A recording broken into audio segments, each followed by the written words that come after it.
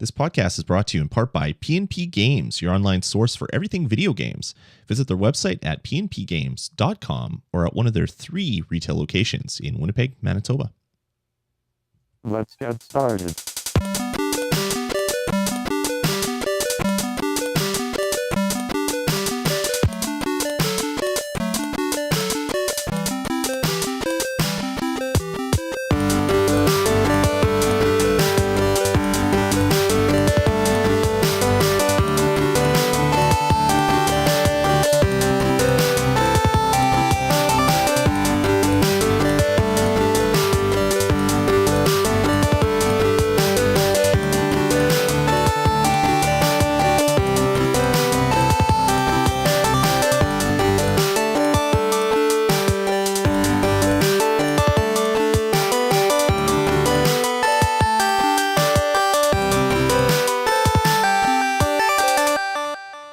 All right, everybody, and welcome to the Bonus Stage Podcast. This is episode number 46. We're recording this one on Friday, October 4th, 2013. As always, I'm your host, Lloyd Hannison, and joining me, Jeff Ward. Jeff, how are you doing, Jeff? I'm good. How are you? I'm doing really well. Our Jets won. There's the season opener at our arena. We did really good. So I'm riding a bit of an adrenaline high right now after watching 3 great periods of hockey. I'm ready to do this. Well, you said like in the last period there, they scored a couple of goals. The Kings scored a couple of goals. Did it get sloppy, or did they just make some really good plays? No, they were just trying really hard. Oh. They weren't trying hard before. No, they were sleeping for all of the second period and Gotcha. And stuff. But yeah, no, the Jets doing really good. We got some good rookies that are playing with the team. We actually got a first and a second line now, and the makings of a third line, where last year we had a first line and 3 other junk lines of jobbers pretty much.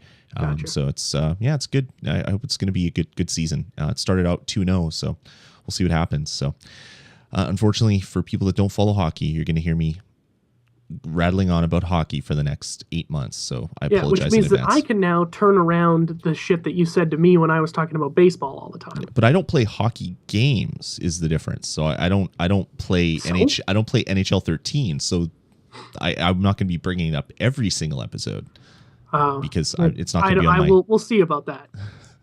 I mean, if the Jets go on like some sort of insane tear, we'll hear about it a lot. Oh, we will for sure, because I'm proud of them.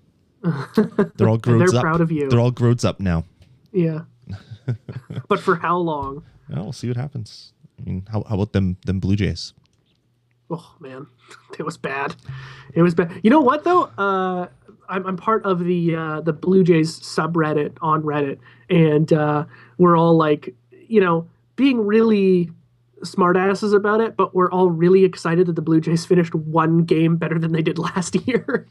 And with a team that spent $65 million more on payroll. I was going to say they only had to spend $60 million to get one more game. So it's crazy. Just keep rolling out those 60s and yeah, you can basically, buy your way in. At this pace, in about a half a century, we'll have a really solid playoff bound team. That's awesome. Yeah. Can't wait. That'll be good for all involved. Yeah.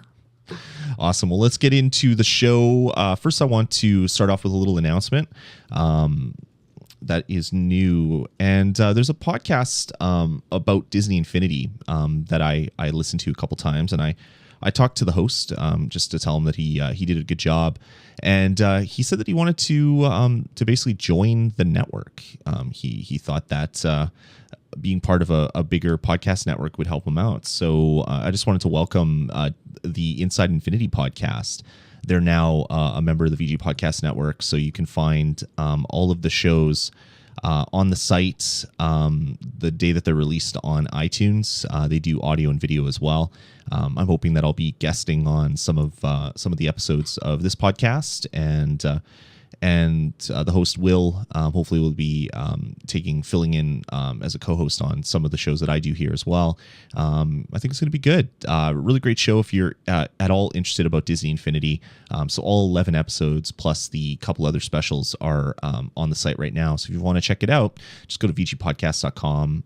You can go to the current shows menu and go down to Inside Infinity, or you can just go to vgpodcast.com/infinity. So if you're into Disney Infinity, it's a really good listen. So do check it out. Cool. How many episodes are up right now? I just said 11 plus a couple specials, I believe. So cut out there a little bit on my end. So yeah, it's good. It's a good show, and hopefully the listeners here on the network dig it and do check it out. If you do, send in your feedback. Let us know what you think of the show, and as an addition to all the other shows that we do here on vgpodcast.com. All right, man. Well, let's get into the meat of the show. Jeff, what have you been playing this week? Because the last 2 weeks have been dominated by GTA 5 for me, and probably you as well. It really hasn't changed all that much. This week, I beat the main campaign, GTA 5, finally, and I think I've put around 40 hours into it collectively across all 3 characters. Still really enjoying it. There are a few things that are kind of BS, but I just, they're kind of BS across all GTA games. Like if you're, for whatever reason, it seems like your character has a really hard time getting into vehicles quickly when there are thousands of cops shooting bullets at him. Like he does it so casually, and it's like, just get in the damn car so I can drive away, or get in the plane or something. So that does piss me off. You get like a 4-star or 5-star wanted rating and your car's destroyed. So you're like, I better go and steal a new one. And he gets out of his car and tries to go and steal a car and he's just like casually walking down the street like he just came back from getting the paper. Like, that's very frustrating. Yeah, it's annoying. It's almost as annoying as when you go up to a car and you hit triangle or whatever the button is on Xbox to go into the car, and you turn around and you walk back 5 steps and go into the car behind you. It's like, no, I was staring at a car and I hit the button to get in that car. Door. That's really annoying as well. It's very strange. I have encountered some really, really funny glitches. My favorite one so far is land sharks. I was at the beach and I was going to do the triathlon. I wonder if that's a glitch or if that was just something that you triggered as really awesome. as an Easter egg. Yeah. But I'm like down at the beach. I was going to do the triathlon, and all of a sudden this like shark just like swims up the beach and is floating on the sand. And I'm like, wow, that's pretty intense. And people are walking by, not paying it any mind. That was pretty fun. But yeah, playing a lot of GTA 5, still really enjoying it. Been trying to play GTA Online this week, and we're going to talk about this later on the show, but I can't imagine that nobody isn't aware of this if you've been playing GTA 5. We've had a bit of a problem getting, as basically every online thing these days that launches, it has a bunch of problems. I heard something, I don't know if this is accurate, I couldn't find the article again, but something like 6 million people tried to connect on the first day. 6 million, it wouldn't surprise me. 6 million unique IPs tried to connect on the first day. Did they sell 11 million copies? Yep. And they had budgeted for 2 million connections or something along those lines. I think I read the same article. Is it the same one that said that Rockstar was thinking they were going to make $1 billion by March?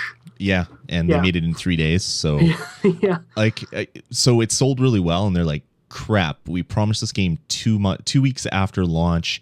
We can't even order servers fast enough for them to get here to possibly spin them up in time for that stuff. Yeah.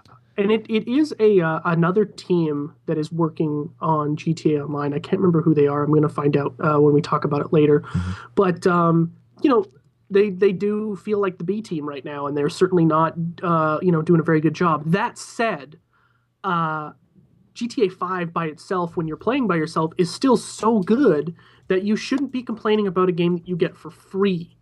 There's so many people out there who are just I can't get on right now. Like, this game is shit. And like the public opinion for not everyone, and probably not even a very big part of the gaming community is playing this game, but certainly the loudest friggin' people out there have no problem shitting on a game that they loved 14 days ago, So that's very frustrating to listen to.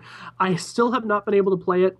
It'll happen eventually, whenever that is. That's, it'll happen. I'm not pissed off or anything. It's frustrating, but you know, there are other games to play. So yeah, I've been playing some GTA 5, still loving it. Still think it's a really great game, and if you're into GTA, you should go play it. Tom actually went and bought GTA 5, if you can believe that. He texted me on Tuesday, and he's like, what's going to happen? I'm going to go home, and I'm going to go and buy GTA 5. And I was like, are you kidding me? He's like, yeah, well, so we can play online together. I'm like, okay, sweet. This guy, Tom, has gotten to play online, and I haven't. And I had the game since launch. I'm like, damn it. So like, we're on Xbox Live Chat on our headsets, and he's playing it, and I'm just sitting there, like, at a menu, it's stalled. I'm like, this is horse shit. Like, I want to play this game. And Tom is, you know, having the time of his life. So eventually we'll be able to play together and try to have a full review of that shortly. I mean, there's so much to do in GTA Online. It's going to be hard to really kind of almost have to compartmentalize those reviews, you know, as more content comes out. So yeah, I've been playing that. Today, the Battlefield 4 beta came out, so I've been playing the hell out of that on the Xbox. It's the beta has been out for a few days if you were a premium user of Battlefield 3. So you've been able to play it all week if you bought your own server space for Battlefield 3.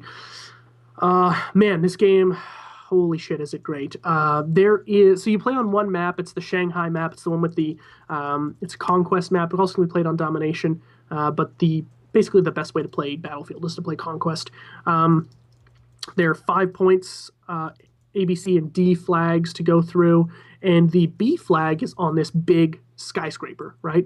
And you can go all the way to the top and fight on top of it, and eventually, if the opposing team gets enough Tomahawk missiles, they'll, like, you know, pepper the building with it, and the building will come down while you're on top of it. So you have to jump off and do this wicked, like, you know, you're swan diving off of a building, and, you know, you can see it, you can turn around and watch it collapse behind you, which is wicked as you're falling down, you know, and it's like 200 stories high, and you can even watch it from the ground, and it looks amazing. Like, it is so intense when you're on top of this building and you're like a sniper and you're taking out guys, you know, and they're down there on the ground, they're dying, and then like you can slowly feel the building, like your controller rumbles and you can hear it's like, you know, like the supports are giving out. I mean, it's so intense, and it is such a blast to play. Like, it looked really good at E3. It just looked stupid. The thing about it, though, is on the 360 it looks like garbage. It actually looks worse than Battlefield 3. And it doesn't run very well at all. That said, it's beta, and when it comes out on the console, it's going to have probably a 9 or 10 gigabyte install file to make things run smoothly and high-end textures, just like Battlefield 3 did. So I'm not really worried about how it looks right now, but certainly it plays the best it'll ever play on PC, and you know, it's really, really fun. Tom's playing it right now. He's sending me text messages. I'm getting jealous because I want to play it. So as soon as this is done, people in the chat room, if you guys want to play with us, you know, download it on the 360 and add me on Xbox Live. Veteran Cypher is my gamer tag, and we'll play some Battlefield 4 after this show. 2 last things I've been playing, both were free from PS Plus last couple weeks. Rayman Legends. Is it Legends, or am I getting that wrong? Yeah, it's Legends. Yep. I've never played a Rayman game before, and I have no idea what's going on, and I've been also skipping through the story, so, you know, I'm totally out of the loop. It's a fun little platformer. I have no idea what I'm doing or why I'm doing it, but it's fun, and it was free, and it just looks amazing on the Vita. Have you played this on the Vita, Lloyd? Yep. Yeah, it looks really good. I bought good. it on the Vita 2 weeks before it was released for free, or 3 weeks, or a month, or whatever. Yeah, it wasn't cool. That sucks. Yeah, it's a ton of fun, and the art style is really great. That little cinematic at the beginning where like everybody's snoring and like chewing and kind of this weird like beatboxing thing. Mm-hmm. That's a great little cinematic. I like the game. It's fun. I don't think I'll beat it, but it's certainly nice to play something else on the Vita for a while. And then the other thing I played and downloaded is GTA Liberty City Stories, which really makes you appreciate, you know, how far technology has come, because it is, it's like playing GTA Legos, you know? I mean, it's really blocky, and the textures are really poor. The chat room is correcting us. It is Origins is the first one. Legends is the new one. Oh, okay. So I was wrong too. That's I thought I was getting that wrong. So yeah, Liberty City Stories. It's still it's a fun game, but it really doesn't control very well. But you know, it was free, so I was going to play it for a little bit. But yeah, it certainly makes you appreciate how far technology's come in the video game sector. But yeah, it's a lot of fun, and I don't think it's free anymore. I think Rayman took its spot. but I can't be sure on that because it's been a few days since I was on the PlayStation Store. But yeah, that's all I've been playing this week. What about you? Cool. Yeah, I've been playing for a bit. Picked up Simpsons Tapped Out again. It's the Halloween quests have all started up, so I've been doing the Halloween stuff. It's different than last year's. Last year's was all killing zombies. This year is popping ghosts. And Is it the same thing though? Kind of. They drop ghost goo. The cool thing is if you had any of the premium items that you got from doing the quest last year, they all give out ghosts this year instead of zombies like they did last year. So things are a little bit quicker. It's a lot of fun. They've added a bunch of new characters. There's Ghost Mod. So she's going to be in the game now forever as a ghost, and can do quests and things like that, which is kind of cool. There's Boobarella is in there. There's a skin for Mr. Burns, Dracula. Mr. Burns has a skin, and so yeah, they're keeping it fresh and doing enough for me to keep playing it. It's kind of sad when I realized that I've been playing this game for like a year and a half now. Yeah, because it was out for about 6 months by the time it got to Halloween, at least in Canada. It's like, wow. I started around September last year too, but I haven't played it in months. I've been playing this game for a long time, and I've barely thrown any money at it, so I feel kind of good at that point. I haven't thrown any money out of it, so I feel really great. Yeah, good. So besides that, I've been playing GTA 5 as well. Beat the main story. The night that GTA Online came out, I just did like the mad rush. It's like, okay, I got to do this, and I soldiered on and did a bunch of the missions that I was kind of saving for a little while, so that I could do some of the side stuff first. Amazing game from start to finish. It was a fun ride. I hated Trevor when the game first started. Near the end, he's pretty much the only guy that I wanted to play with because everything he does is just so stupid. Like even when you drive a car, like it just like the stuff that he says is so bizarre. I had the funniest moment playing Trevor as well, where I switched to him and he did Scooter Buddies, where he's basically riding on a freeway on a scooter and there's another guy in front of him. He's like, "Hey, Scooter Buddy, we're Scooter Buddy, Scooter Buddy. How you doing, Scooter Buddy? Yeah, we're Scooter Buddy, Scooter Buddy. Here we go, Scooter Buddy." And I fell over laughing. Like it was the funniest thing ever. Like I love Trevor, even though he is a sociopath, psychopath, just the worst possible person. But he's a character that is, at the end of the game, for me, was the most fun to play. He's certainly the most fun to go on a rampage with. That's for sure. Yeah, because it feels like him. And just the crazy stuff he says. Like you hit someone in a car, and he just like the stuff that comes out of his mouth. It's just like, wow, that is hilarious. And there's probably people in the world that think just like that, which is kind of scary. But in a game, it's okay. So yeah, I've been playing that. I'm gonna go through and clean up some of the other missions that I didn't finish and find all of the various collectibles so I can get 100%. But I'm loving GTA. It's gonna be tough to pick a game of the year this year. When I think of all the really amazing games that I've played this year, it's like, wow, this has been a really good year. Which it always is near the last months of a console generation. You always get some of the best games to come out, and then a new console launches, and then the games look better, but they're not better, and you don't realize that till a couple years out, and it's like, wow, those games were horrible. Yeah. It's so weird how your tastes kind of change as things come and go. So really digging GTA 5.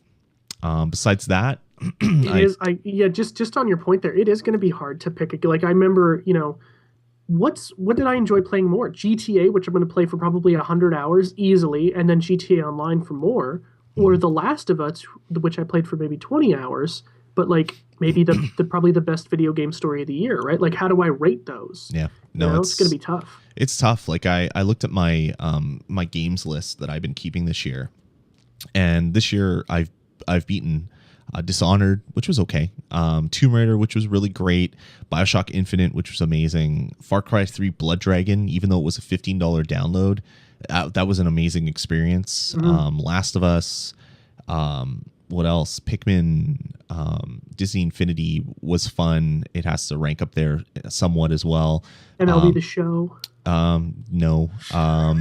GTA 5, of course, and there's a lot of other games which I haven't beaten yet, but I'm going to go back to. Yeah, it's only October, right? I mean, like we've still got 60 days of amazing games that are about to come out. Yeah, my list is up to 54 games that I've started this year, which is a huge number compared to most years, I'm sure. I've been playing a lot Yeah. of games this year, I don't know how many I've played. I probably played around 30 games this year, but which is high, really high. it's it's been a good year. It's going to be tough to do the game of the year this year. There's so much stuff out there. So besides GTA 5, I also started playing Scribblenauts Unmasked today with the kids, and that is the DC Comics themed Scribblenauts game. It's okay. It's kind of weird because you're thrown into different DC universes. So the first one is Gotham City. So you're doing all this stuff with like Batman, and you can go through the little world and solve crimes and do various things, or you can complete the last mission and then go kind of the hub world where other things are unlocked. So right at the start, you get Gotham City, you get like the Superman world, and you get Oa, which is the Green Lantern world, and it's kind of broken up into a hub world kind of that way. The weird thing about this is you can die, which I don't remember ever happening to me in Scribblenauts, except if you did if you spawned a T-Rex and you dropped in the wrong place and it ate you, like you would die and it'd be like, okay, I dropped the object in the wrong way. But this one seems like there's so many ways to not complete a puzzle, which ends in you dying, which is a little strange. My kids are getting really frustrated playing it today, so I don't know how long I'll be sticking out with that one, but it's been a fun play so far. And of course, Disney Infinity with the kids. I play Disney Infinity with the kids before bed, and then I play GTA 5 after they're sleeping. And it's been a lot of fun. When they're not in the room, yeah. When they're nowhere near to the vile language that is spewing out of Trevor's mouth. Probably a really good idea. Yeah. The cool thing about Disney Infinity is I picked up a couple new characters that were released. There was a Walmart exclusive of Woody, which they have a 1 month exclusive for Woody, so I've been playing that. The funny thing about Woody is he plays exactly like the Toy Story 3 game version of Woody, which is kind of like the precursor to Disney Infinity. So it was kind of neat to see those ties kind of brought across. So he runs the same. He has that same dash attack. He throws the little Pixar bouncy balls. So that was kind of neat. And Jack Skellington, which is a GameStop or EB Games exclusive for a month as well. So I've been playing with him as well with the kids, and it's a lot of fun. I'm scared that without new play sets, the game's going to get really old really quick. So I know Did that happen with Skylanders? No. Well, yeah, No. yeah. Skylanders kind of died. My kids would play multiplayer, but for me, I lost interest pretty quick. But yeah. The only playset that is yet to come out is the Toy Story one. And then there's a couple there's probably another 8 characters that are coming out, but they're just going to be used in Toy Box mode. They don't have their own playset. So I guess that means that Disney Infinity 2 will be coming out sooner than later to bring more content. Maybe they kind of didn't put so much into this one because they weren't sure how it was going to sell. They didn't want to promise stuff that would never come out. But obviously it's selling really, really well. So it's it's good. Having a lot of fun with that with the kids. So it's really, really good. Am I crazy, or did last week you said I would never buy Scribblenauts Unmasked because it's a ripoff? Yep. I didn't buy it. So that's that. I'm playing it as a Gotcha. rental. Okay. Yeah. So I'm not, I would never buy the game for $60. I'd buy it for If it 30. was 30 though, is it a good value? Well, I'm you get only it a used? couple hours into it, so I can't Okay. really speak too much on that. But for Gotcha. $30, I would have bought it just because my kids love DC characters. They love the Batman movies. They love Superman movies. They love all that stuff. So they would get enough play out of it for it to be worth it. But yeah, I would not pay $60 for this from what I've seen right now. It's weird that they're pricing that so high. Yeah, it's crazy. I mean, that's what the last one was too, and it wasn't a very long game at all. But I guess people are paying for it though, right? So I mean, why do they have to change their price if they're making money off of it? Yep. Makes sense. Yeah, and then you gotta say, like, would they make more money if it was cheaper? Because they'd sell more copies. Yeah, maybe. It's hard to say, but yeah, I'm enjoying it, but I'm not super stoked about it. So we'll see. I'm gonna play it tomorrow and the day after, and give it a good playthrough with the kids. So hopefully I'll have some more things to say about it next week. Cool. All right, and that's about it. So let's move in. New releases this week. We have NBA 2K14 is coming out on pretty much everything. Well, PlayStation 3, Super 360, and PC. So if you wanna play your b-ball, It's there. I'm excited to play it next week. Yeah. I mean, it looks decent. It's on the iPad as well. Came out Yeah, for the they iPad. have it's a free version, right? I don't think it's free. I think it's $7. Oh, okay. So it's think- not going to be one of your EA Sports. Here's your free game. I don't think it's the card battling thing. You play with one person like the on your Madden team. one. I think it's a full fledged game. I'm not positive on that, but cool. I think so. I've seen some screenshots and it looks like a full game. I wonder what it would play like. Yep. Rain has come out on the PS3. To some very favorable reviews as well. People are saying if you're playing one game on PSN this year, make it this one, which is pretty strong. But which is a little late in the year to say something like that, but I get what they're saying. It's a lot late in the year to be saying that. But yeah, it's kind of interesting. So I might have to check this one out in the future because it does look very interesting. They don't unlike Xbox Live for arcade games, they don't seem to have a lot of trials for PSN games, free trials to kind of try the game out for a little bit. That always bugs me. They have a lot of demos. Like you'll download the game, play the demo, and then you can buy the unlock code. Okay. So it's more often than not, there is that available for stuff on PSN. Similar to Xbox. It's not mandated that every game has to have it, but it's definitely more often than not. What else? Train Odyssey Untold: The Millennium Girl came out for 3DS. So another Train Odyssey game. This one, from what I've heard, it basically has two games in one. I don't know what that means. I haven't read up into it, but it has a classic mode and a new story mode, I guess. So you can basically play through the same game twice, I guess. Yeah. It's kind of a weird marketing kind of thing, I guess.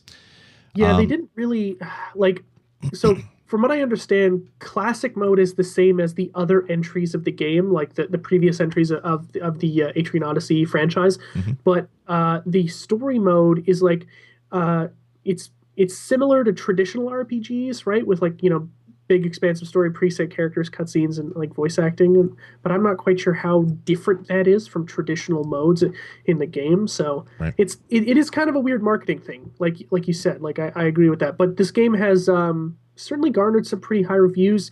The lowest of which so far is Polygon gave it a 6, but its Metacritic is 80 out of 90. So it's fairly high. And these games usually rank fairly high. I mean, Atlas is a pretty damn good developer. They're also publishing this game too, I believe, as well. Mm-hmm. So it's if you're jonesing for an RPG to play, this is probably going to be one of them, or the next one we'll talk about later on.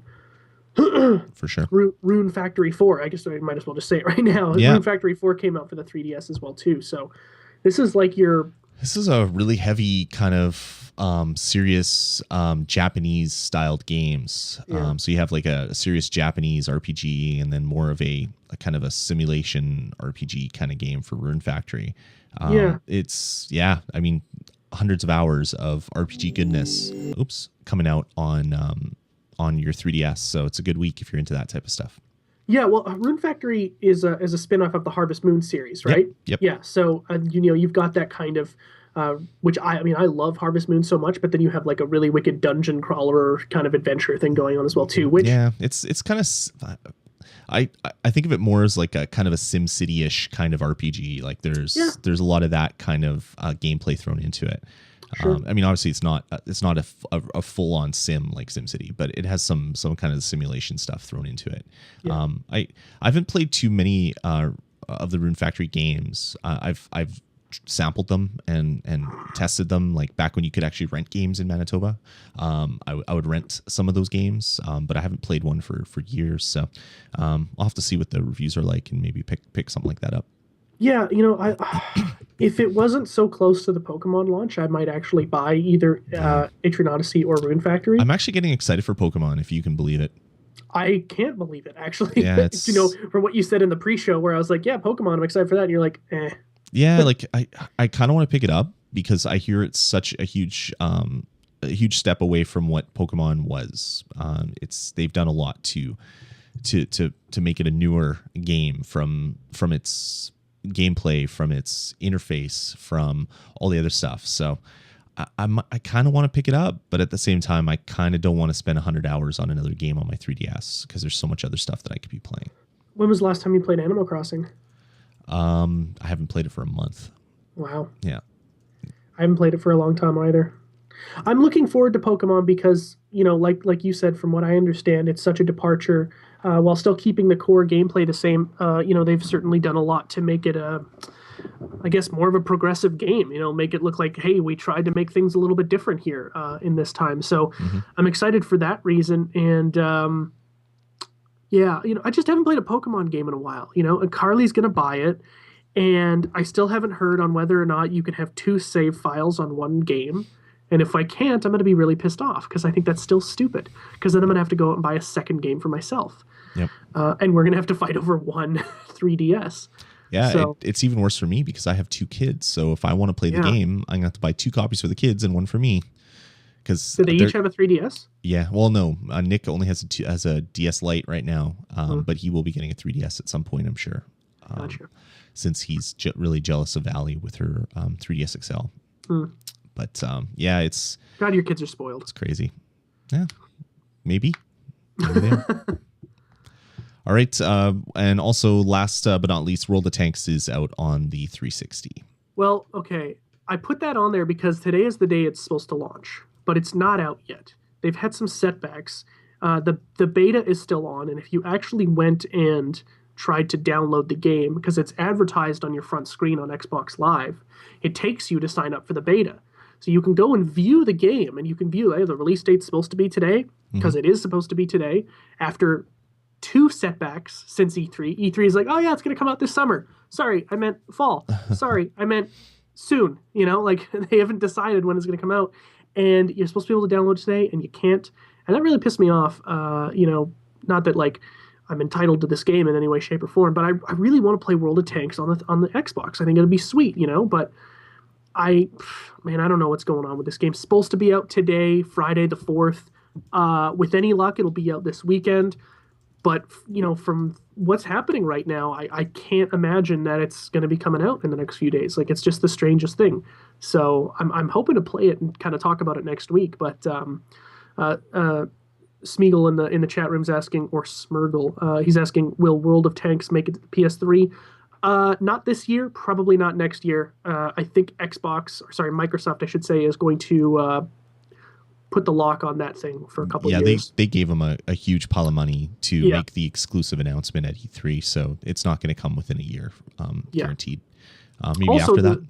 The fact that this portion of the game was developed for the Xbox 360 specifically, I don't know how easy it would be to port. I guess it is a digital game, so it's not like they really have to print a disc or anything, but it's unlikely that it'll come to the PSN in any time soon. Mm-hmm. Yep. But I mean, hell, it's not even coming to the Xbox anytime soon. So we're on the same boat. So exactly. Goddamn Microsoft and their promises. Cool, man. So last week, I just, before we get into I don't want to take this on any longer, but with the free games for gold thing that's been going on, right? 2 weeks ago, the free game was Rainbow Six Vegas, which was a game that came out. It's pretty much a launch title. Yeah, like it was. I mean, I'm like, I never played it, so I'm like, okay, I'll download it. Sweet.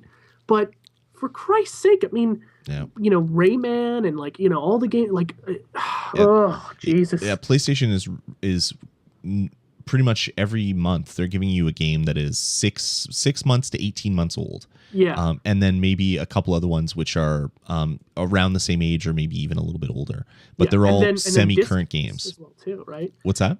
And then discounts on other games. Like crazy discounts. Yeah. Like you want 40% off The Last of Us. Go ahead. It's like, Jesus. And for older games, it's even more ridiculous. Like I bought Mortal Kombat for $5 and I bought it on both my systems because I couldn't even find a used copy for $10 for the PlayStation 3. But it's like, okay, I'll spend $5 on my Vita and $5 on my PlayStation 3, and then I can play Mortal Kombat on both systems. Yeah. It's ridiculous. It's the Steam of services as far as consoles go, until the Steam box comes out, of course.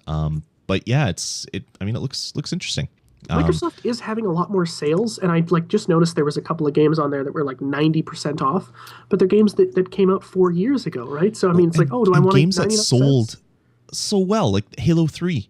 Everybody owns Halo 3. Everybody owns 5 copies of Halo 3. Why do you have to give it away free? And to it'll anybody. only be a couple of years before those servers are shut down anyway. Well, just like Halo exactly. 2. Like, are they even up? Like, I don't They know. are. They are. It's But not for long. it's ridiculous. Yeah, it's just it's kind of embarrassing whenever Major Nelson tweets out the new game. I just kind of I do a little bit of a face palm, and it's just like, man, They you don't must get it. you must hate your job having to put that out because you must know how ridiculous this is. And I have to assume that they're going to continue it post-launch of the Xbox One, but up until now, they haven't said anything to that effect. And really, like the way we should expect it to go is, if you're a gold member, Yep. come the launch of Xbox One, you get no free games Yep. ever again. I Yep. mean, free games that have been out for half a decade, right? Yep. So it's like, Yep. well, they just don't know how to do it. They don't know how to And do it. Sony has already come out and said that it's going to continue on PS4, and they've already announced a bunch of free titles that'll be available on launch. It's like, wow, they get it. They understand what their public wants, and Sure do. and they understand a way to entice other people into maybe straying across the line from the Xbox to the 360. If you're only going to be buying one console, why wouldn't you buy the one that's giving you a bunch of free stuff at launch and is already $100 cheaper? So they're making it really attractive for people to jump ship, which is, I mean, what you should do when you're not leading the race. Well, and I think Sony is smart enough to know, and Microsoft should be smart enough to know, because they've been making products longer. Sorry, I shouldn't say longer, but they've been making products the same length as Sony, right? Like, Sony gets that a lot of the people who are going to buy the console day one is going to be parents, and parents are the ones that have the money, and they're going to be the ones that need to be spoken to. And when they hear free and $100 cheaper, that is a trigger for the parent to buy that thing, right? Mm-hmm. Microsoft, I don't think they can win the parent vote, or a lot of it anyway, with the, hey, we're $100 more and we have nothing to offer you day one. Right. You know? Yep. It's it's weird. It's interesting, especially when Sony has come out right now and said, "Oh, you want motion gaming? You want to talk to your console? Well, our stuff does that too. We're just not going to bundle in with everyone because we don't think everybody wants it. But if you do want it, go ahead, pick up the camera. It's $50, and you can have Kinect-like functionality on your PlayStation 4." They're making it really, really good, and a really attractive product for people. I already know a couple Xbots that are going to be buying PS4s, and I don't say Xbot is a way to slam anybody that likes Xbox, but I mean they are hardcore. Like, they love everything. They even wanted to buy a Windows 8 tablet so they could play games on Xbox Live. And then Xbox Live on Windows kind of got shut down. Like, they were hardcore, everything to do with Xbox. And it's just like, you know what? I think I kind of want a PS4 now. I mean, Microsoft, they don't know what they're doing. And I'm just like, what? You're the last people on this planet I would ever have thought would say that. And they probably won't. They'll buy an Xbox One on release. But it was such a horrible series of failed announcements that it got some of the even hardcore fans, that people that only buy one console and they're very protective of their choice. It got them to think about maybe going over to the other side. To me, I think it's funny because I play everything on anything. Like, I don't have any sort of love for one or the other. But you see the people that they're in their 30s and they're like back to the schoolyard. Nintendo's better than Sega. No, Sega's better than Nintendo. Like, those battles that I used to have, and it's just like, wow, I can't believe that's still going on. But yeah, it's interesting. Microsoft needs to step up their game releases. That's for sure. Their free game releases, because giving away 8-year-old games just isn't going to cut it. Yeah, I mean, the Xbox One's going to sell a ton day one. They're going to sell out, and just like the PS4 is, that's a certainty, because there's just enough people out there who are gung ho for both, that both of them are going to sell out. Mm-hmm. But I don't think you can, after the blunders that they've had, I don't think you can count on the majority of your established fan base to be as receptive as you think they are. And I understand that Microsoft has come back on a ton of things, and they've got me back on board. But, it just really seems like they have no idea what we want. And again, I don't like that, this is what I want. And usually as a consumer, what you want is just what you've already had, right? Yep. And you just want more of that shit. Mm-hmm. And a lot of what I want, like, I want another Call of Duty. I'm going to play Battlefield again. It's a lot of the same shit over and over again. Man, I often think, and I think I've said this before on the show, I will be really pissed off at myself if what happens in 6 or 8 months is that we really do want the shit that Microsoft said that they were going to give us come E3, you know? If all that stuff that they were like, yeah, this is what we're doing and it's going to be great. If we actually really end up wanting that stuff, I'm going to be so pissed that, you know, I called them stupid because maybe they really might have something there. I don't think they do, and I kind of hope they don't, but they really might have something there. And I always think about like, am I completely wrong, you know? And I don't think they ever think about if they're completely wrong, which is kind of my bone to pick with them, right? Yeah. Yeah, I don't know. It's going to be interesting. I think it was Pachter, the analyst Pachter, Michael Pachter. Michael Pachter, yeah.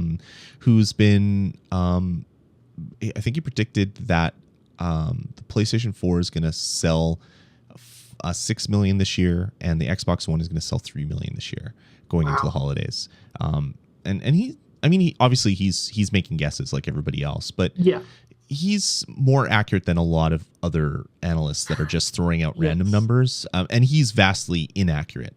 But for him to come out and say like something that is like that huge of a difference between the two, it's like, ooh, okay.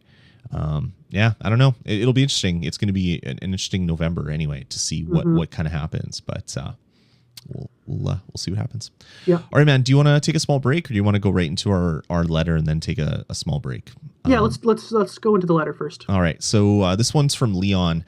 Hey guys, just want to say that I love the show and I really enjoy the huge amount of content that are packed into each episode. I have a suggestion for a topic on a future episode of the show, considering the next gen consoles are going to launch within a matter of weeks, and the Wii U is bound to boom in sales with the price drop and upcoming excellent game library. It would be a good time to take a look at the final chapter of previous gen consoles, Xbox 360, PS3, Wii, and Atari 2600. That was a joke, Jeff. He put in there for some reason. I don't get that. You could take a look back and see as a whole what each console did well and what they didn't do so well, and the legacy they left behind for the gaming world. I think we heard a lot about the new consoles and the Wii U, but not much about the momentous step we were taking to the next generation and the generation that we're leaving behind. And he continues, and this question is specifically for Jeff. Can the listeners expect or hope for Campus Crush to be on your Game of the Year list, or even as the 11th placeholder, 11th place honorable mention? So that was from Leon. Thanks, Leon, for your question. Yeah, so let's answer I'll answer the second one first really quickly. No. I'm still playing this game, by the way. I just haven't talked about it because it's a stupid game, and really you only needed to hear about it once. But yeah, I'm still playing this game because they refuse to end it for some stupid reason, but I can't help myself. I need to finish it, the completionist in me. But it will not take place on the list, even in like the 11th honorable mention slot, because it's really a pile of shit. To your other question, Lloyd and I actually have talked about a few times, and I guess we'll probably start maybe figuring that out soon, maybe for end of October or something, but we definitely want to do a post-generation wrap-up kind of thing, right? Yep. Where we talk about the success of the 360, the PS3, and the Wii, and talk about the best games on the system, or our favorite, and all that kind of stuff, what it did for how it pushed the boundaries of gaming. More specifically, you brought up that we haven't talked or heard much about the momentous step we're taking into the next generation. And I think that is because we're not yet. Basically, the only thing about next gen that we know for sure is that it's going to look better, and that's a given. It's going to be a little bit more pretty. But that's other than that, we're still playing with controllers. We're using voice and we're using cameras a little bit, but most of that stuff is gimmicks right now. I don't think video games are going to change all that much at all. Games are still made in a very particular way, and a lot of them are made from a standpoint of how do we make the most money over the shortest period of time. When it comes to, is the next generation really going to be groundbreaking? Not yet. Probably not within the first 2 years either. It's still going to be Call of Duty. It's still going to be Madden. It's still going to be games like Battlefield. And then you're going to have other games that will come around like Watch Dogs that'll be really, really great, but really, you're going to look at it a year after it comes out and you're like, well, this was just really Assassin's Creed in a city, there's not really all that much difference. The story's going to be cool. I think we're going to see some better writing, and I think we're going to see some better character development. I think The Last of Us certainly sets up for that. But in terms of what the future of gaming should be, at this point, it doesn't look like it's going to change at all. Yep. But again, it's not up to us; it's up to the developers to figure that out. That's why they're the developers, right? Yep. Yeah, exactly. So yeah, good question. I think, like Jeff said, we'll save this for a little bit later, and we'll get into it at greater depth. But Leon, thanks for your question, and digs about Campus Crush. Always love hearing this. All right, let's take a small break, and then we'll get back to a small talk about GTA Online, and then get into the news of the week. So let's do the random chiptune thing. Let me load it up, and we'll see how this goes. Be afraid. Be very afraid.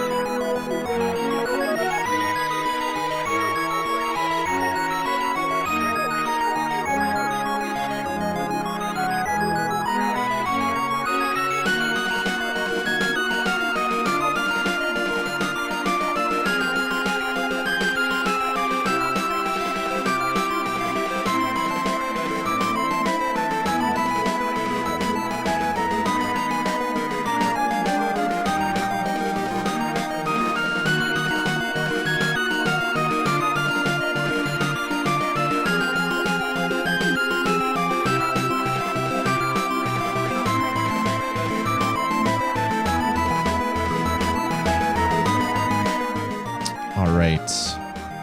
So that one was a little bit longer than usual. So sorry about the delay there. I just had to go do something real quick. Kind of sounded a little like a Dragon Warrior kind of thing. Yeah, it definitely sounded like NES era RPG. It was really nice. It was Spring Showers by Schnabubla. Is that, are you like mispronouncing that, or is it it's phonetically Schnabubla? Yeah, SHNABUBULA. Man, I really, really now want the official bonus stage music to be by Schnabubla. Yeah, Schnabubla. Schnabubla. Schnabula? Schnabubla. Yeah, Schnabubla. I think that's what it is. It's just so hard to say because it's not a real word. But yeah, Spring Showers from their album Game Genie. That was a really good track. All right, let's get into this. So GTA Online has some issues. Or as it's been dubbed, GTA Offline. Yeah, because internet is funny. Yeah, they're really clever. They are funny. But yeah, I haven't tried. I was gonna try as soon as I beat the game to get into it. But I was super tired. I went to bed, and then I woke up the next day, went to work. Was the update even out when you had beaten it? Yep. Yeah. So the update came out the morning, and then I beat it that evening. So. Oh, okay. I thought you meant you beat it prior to the No. like the Monday, not the Tuesday. No, I beat it on Tuesday, the same day that the patch came out. Oh. And I was like, okay, well, I'm not going to play it now. I'm tired. I'm going to go to bed. The next day, I was going to basically, that was the day that I was planning to do all GTA Online all the time.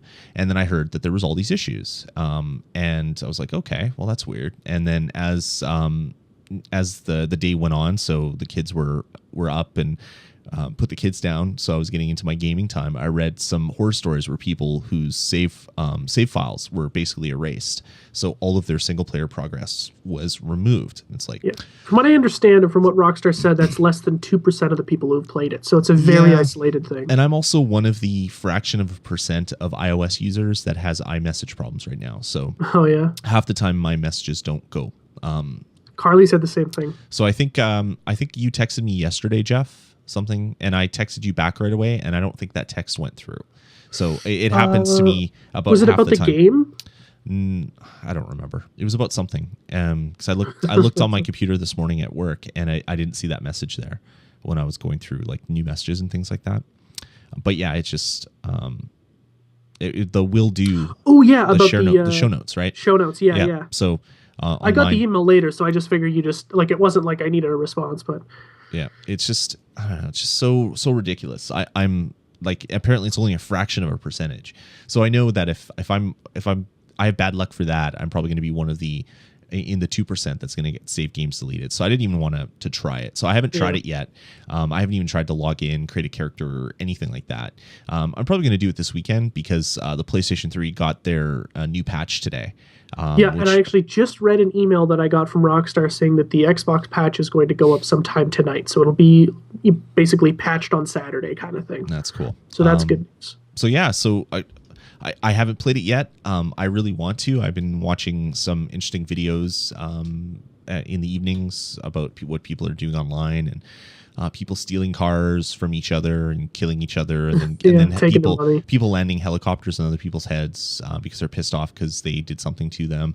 It looks like it's just like crazy stuff. But I haven't played it yet, but plan to.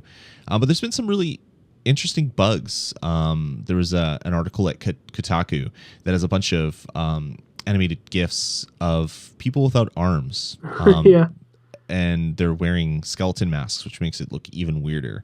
And apparently one of the known bugs that was happening was you would spawn, but you wouldn't have arms. You would do the animation like you would have arms. You would have a gun floating 6 inches away from you as you're shooting, but you didn't have arms. Like, just weird bugs. Like, how does that even happen? Like what I don't have any coding knowledge, right? But it seems strange that like what about the code makes it so that your arms aren't there anymore? Yeah. You know? But then again, like in the main campaign, in the main game offline, there was a glitch that some cars were invisible. Like, I don't know how that happens, right? Like there were the cars in the same car, one of them would be visible, one of them not. I don't know what the difference is between, right? Like, and I don't really know anything about coding, but that's a strange friggin' thing to happen. So there's been a lot of issues. I did get a chance to play it, and by play it, I mean wait for it to load. So Tom's in the chat room now. He'll probably be laughing at me when I say this because he got to play the damn game, and I haven't. So first of all, let's talk about the shittiest the shittiest friggin' create a character system ever. What you do is, okay, you played Saints Row, right, Lloyd? Yep. You know, like you can choose your brow. And I've heard what the system is, so I'm not going completely blind, and it does seem ridiculous. So for those who haven't played it, what you do is instead of choosing your face like Skyrim and like moving your brow and your eyes and all that kind of shit, what you do is you choose your grandparents, what they look like from a preset of, I believe, 10 presets. Your grandmother, your grandfather. Then you choose what your mom looked like, and you choose what your dad looked like from, again, 10 presets. And those variables will choose what you look like. And that's it. You can choose then your hairstyle and whether or not you want to put glasses on your ugly face, because everyone looks ugly. And then that's it. And it's horrendous. I mean, it's really the worst system I've ever seen in my entire life. Now, again, I don't really give a shit what my character looks like. I never care. I never care about that kind of stuff. Yep. But there are a lot of people who are going to play this game that are going to be really let down when they can't make the character look like themselves, you know? So then from there, what happens is, I can't remember his friggin' name. Who is Franklin's friend? His, like, best friend from the hood. Yeah, I can't. I'm terrible with names. Yeah, I can't remember. But anyway, this guy from the main campaign, he comes and picks you up from the airport. Again, you don't talk because you don't have, like, there's no voice acting for you. There you go. Lamar, there you go. Sweet. Thanks, Tom. So Lamar picks you up from the airport, and he's like, yeah, so we need to do some street racing. So I'm going to call a guy, get you a car. So you go into this parking lot, and the first race you have to do, it's like tutorial mission, is like a street race, right? You got to beat Lamar. And you walk into this circle, this blue circle of like where the mission starts. And then for me, that's where it stops. That the game just stalls there, and it'll spin forever. And then sometimes it says, oh, the cloud servers aren't available, so you can still play online, but you can't do any missions and you can't save. So like, what the hell's the point then, right? And then sometimes it looks like I'm about to start, like a guy will drive up with a car, he gets out and I get in, and then it goes to a loading screen and then nothing happens. Yep. And the first time I played, I was in that mission and there's a bunch of other people, presumably live people, right? Like, standing there, and I can hear them talking on their headsets, and they're like, what's going on? Like, I don't know. So there's from what I understand, there's about 2 or 3 million people who can play, and they can play, and it's still really buggy, but for the most part, almost a very large majority of people are locked out, like me. Yeah. So that really sucks. Yeah, and it just goes back to them, like you said, they anticipated selling $1 billion worth of this game by March, not by 3 days after launch. So they probably anticipated a slow ramp up of servers so they could spin up new servers as needed and meet demand that way. But they just had like 3 times the amount of people wanting to play it on day one than they anticipated would even have the game at that point. So it's pretty ridiculous. But hearing all the hate online, like if you do a search for GTA Online in Twitter, just the hate that is spewing towards Rockstar, which is hilarious because they've already given you a 40-hour game with extra side content. Easily a 40-hour game. Yeah, like if you want to beat the main mission, 30, 40 hours. If you want to do everything, maybe 70, 80, 90, 100, depending on how slow and what you're doing. There's a hell of a lot of content. And this online thing was just bolted on as by the way, we're awesome, so we're going to give you this as well. We're not going to charge you for it. And people are then bitching that they are not getting what they paid for. It's like, well, no, you got what you paid for. This was a bonus mode. Yeah, is it on the... Does it say it on the back of the box? I'm pretty sure it does. It does say featuring Grand Theft Auto Online. Yeah. So I guess there could be a case made that this is what you're paying for, but I don't buy that. Yeah, I mean, people can bitch all they want, but the fact is you have an amazing game that you've already paid for. Why don't you just go play that and shut up? Like, stop whining, and it'll be fixed when it's fixed. Like, you're getting on Twitter and bitching and basically calling for people to get murdered. It is just not gonna do anything other than make you look like an idiot. But yeah, I'm gonna try it this weekend. We'll see what happens. I'm pretty confident now with the new patch that my save game won't disappear. I might back it up, or I guess it backs up to the cloud anyway. So I probably shouldn't be super scared. But yeah, you could also make a copy of it too on your hard drive. Yeah, I'm gonna copy to like a USB stick or something just in case. Maybe, I don't know. But yeah, it's not working. And some people now that have gotten in for the last day and have been playing, they're saying that it's kind of lackluster, that all this buildup is for nothing. And it's just like, okay, that's your opinion. I don't understand that, but yeah, I mean, but maybe I can say more once I get into it. Yeah, like, it wouldn't surprise me if the online experience really isn't all that great. I mean, you're talking about 500 at launch missions to do with your friends and then a bunch of activities. There's a good chance that a lot of those really aren't all that fun. but again, it's free. You're not paying for anything, and it's supplementary to an already stellar game. My biggest problem is it seems like now, anytime a game will launch with some online component, it'll break down. I mean, Battlefield has done that. Battlefield 3 wasn't available properly for the first 28 or 36 hours. SimCity, most famously this year. The Final Fantasy Online, twice over did it. And this now. It seems like it's kind of part and parcel. And I understand the defense that they're like, well, we didn't think it was going to be that popular. Good problem for them to have.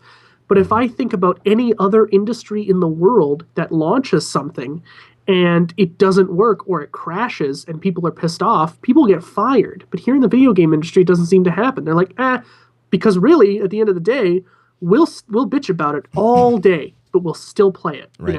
No one's willing to, not that this should be a petition or anything, because I really don't think it should be, because he didn't pay for it. But, in other instances, we're not willing to not play it, Yeah, so, I can't think of another industry where this would really happen. if you work for Cisco or something, right, and you're a developer and you're making an app or you're making something, I mean, those things all across the board could fail. Sure. And people get fired for that all the time, right? Yeah, but it's a little different. It's not like there's a million people that are using your device all in one day. You can usually figure out scale a little bit more. I would say this is more like the iOS 7 launch. Like it takes a day before most people can update to the new version of iOS because the servers are super busy and it'll time out and you'll get errors, but eventually it'll just start working. And you get people online that are bitching about that as well. It's like, all right, you waited for 6 months, you can wait for an extra day. It's not the end of the world. But I don't know. There's just a lot of people that feel really entitled about things these days. It's like the entitlement generation is unfortunately they're is all being my loud. age. Yeah, exactly. And I thankfully didn't grow up feeling that.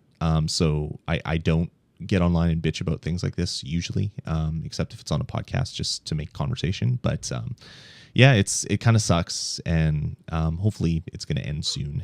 It'll just start working, and then this like hate and vitriol will just go away, and people will go on and play and say, "Yeah, I don't really like it anyway. I don't know what all this fuss is for," or "It's the best thing ever." Like it can go either way, I guess. Yeah, like people are going to work in absolutes, right? It's going to be this is the worst thing or this is the best thing. Everything's black and white. There's no gray. Yeah, you and I and like some other gaming blogs and stuff will take more of a pragmatic approach to it, and we'll say like, yeah, it's good. It's got some really crappy things in it, but for most part, it's good. But the people out there are, it's the best. It's the worst. Fight. Like that's what it's going to be. Yeah, exactly. I was just typing in the chat room until you call it the worst thing ever. Yeah. And then and then we are working in absolutes. Yeah, because exactly. I am the law. So what else? For my other thoughts about GTA Online, not having played it, is it seems like it's a huge griefing generator just waiting to happen. I want to see how that all plays out. I want to see how bad it is. So there is some good about that, and because I have been able to kind of get into the menu system of GTA Online, at least I can report on a few things. If you just want to get into GTA Online and play, you'll play with about up to 16 other people, I guess 15 other people, including yourself. They're going to be strangers, right? You're going to jump around the world. You're going to, meet new people and talk and, shoot cars and all that kind of stuff, steal money from each other and ruin each other's gaming experience. All that stuff is going to happen. Mm-hmm. Then what's going to happen, or then there's a couple other ways you can play. You can play not play offline, but you can play solo by yourself in the GTA Online world and do the missions and all that kind of shit, which is cool. Mm-hmm. Totally locked out. Nobody can jump in. You can still invite people, right? So you can also make an invite session where you just play with your friends, and if if Tom's being a dick, I can kick him out, or I can just go and play my own game, right? And Tom and I are going to spend most of the time being dicks to each other, right? Shooting point blank with the shotguns in the back of the head. Exactly, right? Like, we just robbed a bank. I'm like, yeah, thanks, Tom. We got away. And then, blam. Yeah, exactly. Now give me your friggin' money. Thanks for your cut, buddy. Yeah, and then it's just going to be an all-out flat race to an ATM to friggin' put it in because I know he's coming for me, right? Mm-hmm. And then the other way is you can make a game that's completely locked out from strangers, and you just play with your crew. And your crew is like, you go to Rockstar Social Club or whatever online, and you make, here's a bunch of my guys, these are my best friends. We're going to all play together. And you can make like logos and all that kind of stuff for your crew and all that kind of, interesting things. So waiting for things to come online the first day, I made a VG Pod crew. And it's just like, I'm probably never going to play it, but it's there. But it's good to have, right? Yeah, so, I mean, that kind of stuff is cool.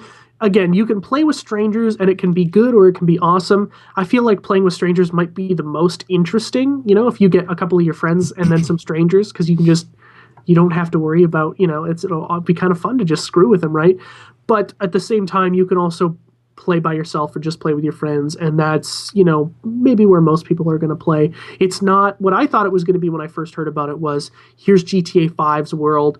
Here's 100,000 people in it at the same time, but that's anarchy. It doesn't work like that. So it's going to be interesting, and there are a lot of ways to avoid the griefing thing. So that's certainly good news, right? Because I know you don't really like it when people will screw with you online. It ruins the experience for you, kind of thing. It's not that I don't like it. It's just that there's other fun things for me to do. Like there's only so much time that I have to game, and there's so many games that I want to play. So going through that is just like, why would I do that when there's like so many other games that I could be playing and enjoying myself?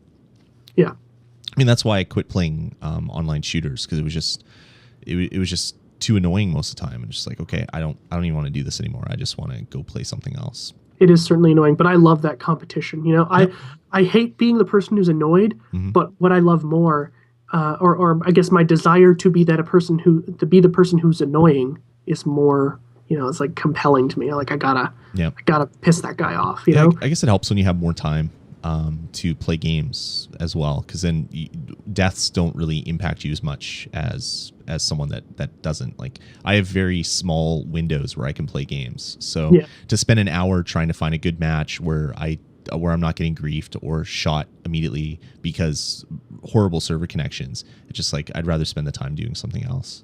And a lot of it too is like, if you don't play a lot, there's no way that you can go into any server and be competitive, because there's going to be like 2 or 3 games where you're just getting into the swing of things, Yeah, it's you're kind of damned if you do, damned if you don't type thing. So that's why I just stopped playing. Like I used to play when Halo 3 was new, or Halo 2 even. I would come home, eat supper, and I would play for like 8 hours straight of deathmatch. Wow. And we would take Xboxes over to friends' houses, and we would have parties all weekend on separate televisions, just playing deathmatch. And that was what we used to do. And then I had kids, and it basically sapped my free time to where I have to kind of really police it and dole it out to different games here and there. So all that had to kind of go away, which is a little unfortunate because I really loved it. But there's other things that you can do while you're gaming.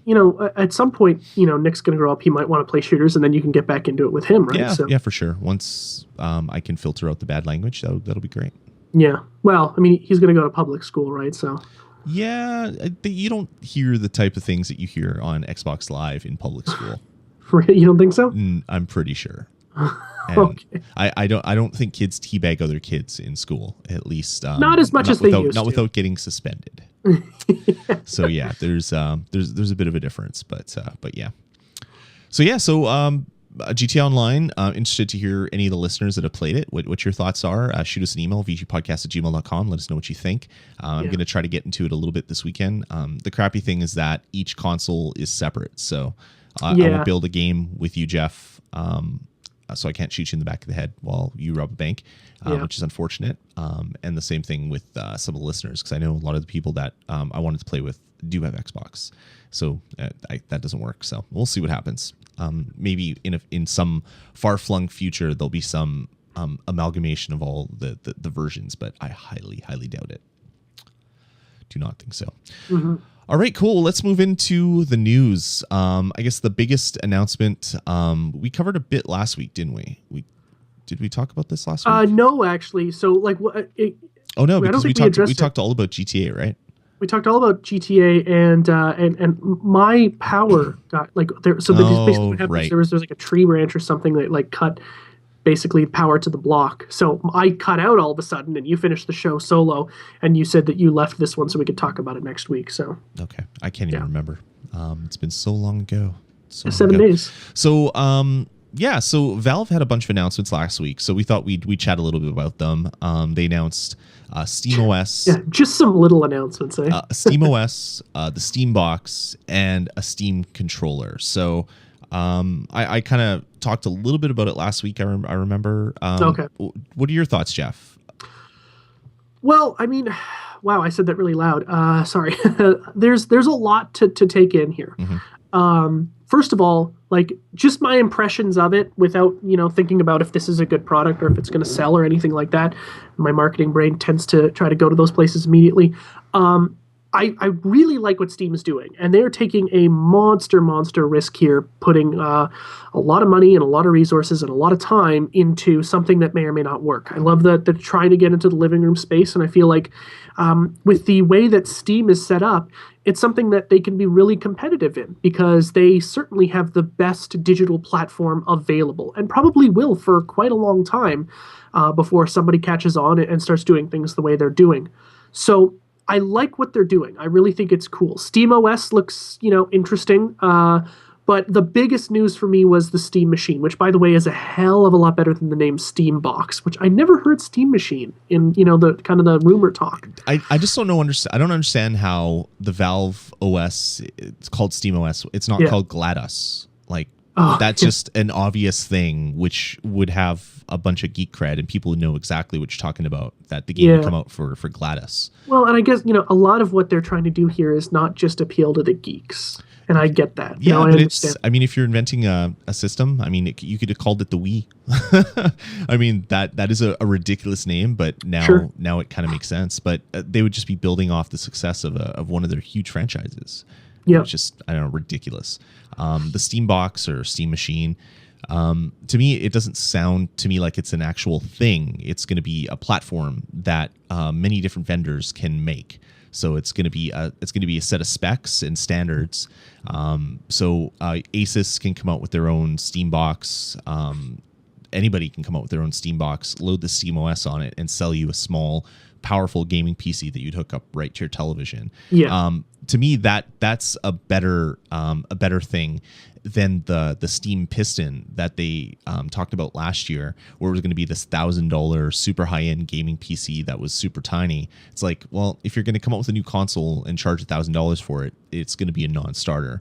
But if you're going to open source kind of the specs and say you can make this stuff with our OS and these are the minimums that you have to have in it, that makes a lot more sense, because you're going to see $200 small boxes that you can put under your television and play these Steam games on it, which will be great. Well, it's likely that they're going to do both. I think they are going to make a... they're going to sponsor a set of models for sure. Yeah. They've already talked about that, but it's not only them that's doing it, which is a really good thing. Yes, yeah, and that's where it's going to be competitive, right? I mean, if you want the Rolls Royce of a Steam Machine, you'll go to their big guns, right? But if you want the Ford Focus, right, you'll be able to go to Acer or whoever else, right, to kind of buy one of those. And the better thing, if you already have a gaming PC in your house, you just get a small little tiny crappy PC, hook it up to your television, run SteamOS on it, and you can stream that game content wirelessly from your big beefy game PC right to your television. So you don't have to have this huge thing with huge fans rattling. You can just have this little box that receives the video signal. How well that's going to work, the jury's kind of out until the stuff comes out. But that sounds really interesting to me as well, because I have lots of old PCs, and if I could have one that is beefy enough to run Steam and some of the games with some form of graphical fidelity, I could just put a really crappy set-top box and stream that video content that way. That would be, to me, probably more attractive than even going out and buying a $500 Steam box. Yeah,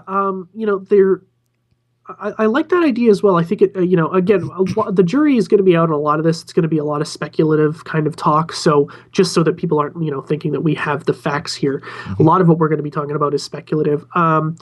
Again, I think it's a very interesting idea, and I think what they're doing is cool. What now I want to think about is, are people going to buy it, right? So you have the Wii. So I guess the Wii U, right? You have your Xbox One, you have your PS4. competing for your living room space, right? And then now you've got this other guy who really only a small subsect of consumers are aware of, and they're going to try and vie for that same HDMI 1 slot. I don't think it's impossible, but I think it's a very, very difficult thing for them to do, and I think they understand that. They've got a very hard road ahead of them. But what Valve does better than any other company in the world is gives you the content that you want at a price that you can't say no to. Sure. I don't think there's any other company in the world that does it that well. And that I think is going to win over a lot of people. But if I said to my mom, you should, or if I said to some parent, you should get this, they're not going to know what you're talking about. They are going to know Xbox and they are going to know PlayStation, right? So that's really going to be their kind of big thing is and again, price is going to be the same thing. Valve announced their first Steam machines that are going to be going out to the 300 beta tester users later this year, and what the pricing came down to was at the lowest end of the high-end machines, mind you, is about $880, which is very, very pricey.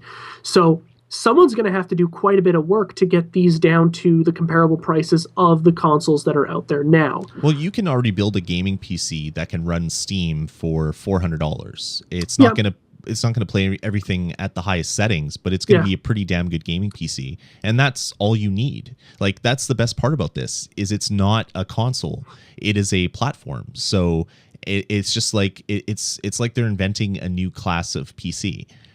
You basically take your current PC. It doesn't have to be this new box that's small and fits under your screen. You take your current box, you run SteamOS, you have access to all this stuff. Or you keep your current box running Steam and you turn on the big picture mode and you get all those benefits as well. The one thing that I think if the best stuff happens, that could happen.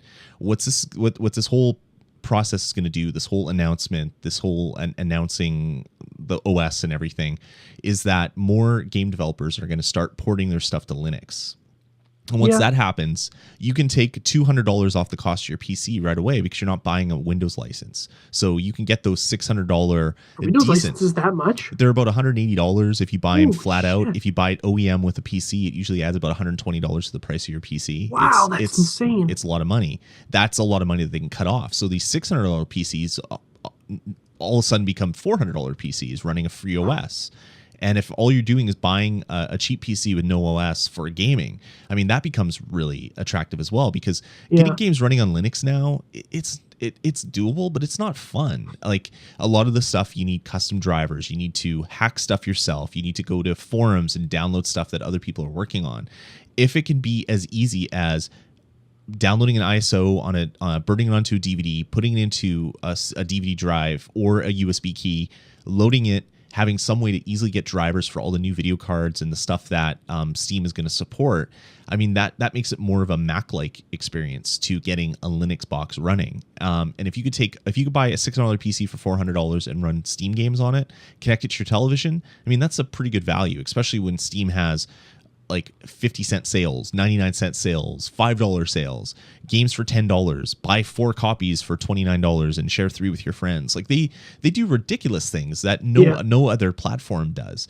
That's where this becomes powerful. It's not the $2,000 PCs that they're talking about, high-end stuff, because those will never come out. These are just like boxes that they're making for the beta testers. When Steam actually releases their own products, they're probably going to be affordable. It would behoove them for it to be affordable. But you're going to have the Acers, the Asus, other like OEM, like you're going to have Alienware. You can have all of the other gaming PC that manufacturers are going to be making Steam boxes or dual boot PCs that boot into Windows or to SteamOS and until they finally come out with just like the Steam box version. And that's when it's going to be really powerful. It's going to convince developers to develop for Linux, which then makes games running on cheap hardware that much easier for people. You don't have to buy a Windows PC, which means that more people are going to be playing with SteamOS, which means that SteamOS is going to get more bulletproof and rock solid, which means that more functionalities will come to it, which is going to encourage more people to build these boxes or buy standalone boxes. And it's just going to like start snowballing. But they really had to get it out there in front of people. And the big part of it was come out with this OS. I mean, it's not a Windows OS. I mean, it's not fancy. You're not going to be running a word processor. You're not going to run like QuickBooks on it. But it's designed for what it is meant to do, and that's good, because then it can run as fast as a console, because you're not going to have all this other stuff that is running that isn't needed, and that's going to be pretty exciting as well. So like I get all that, and I like for us that's really really cool news, right? I mean, there's I've wanted to play on Steam for a long time, and I had to borrow Tom's laptop to do it, right, with any kind of real success. I want something in my house that isn't going to cost me a ton of money that I can go and play Steam games on, because I buy Macs for editing and doing all of the the video and graphics work that I do. I can't do that shit on Windows because it's just not good. So for me, the problem is, how do you educate the market that isn't us? I don't think you have to. Steam already has 10 million users. 10 million is great, right? But like, how do you get it into the homes of people who aren't us? You get 10 million people talking about it and encouraging more people to go buy it. But 10 million people who are us, right? They're going to talk to other people who are like us. I don't think like so. The real success is like Xbox can get in the home of someone who. Oh wait, sorry, that's wrong. 10 million isn't right. It's over 50 million. It was 50 million in at the end of 2012. So that has probably increased right now. I was looking at a wrong article.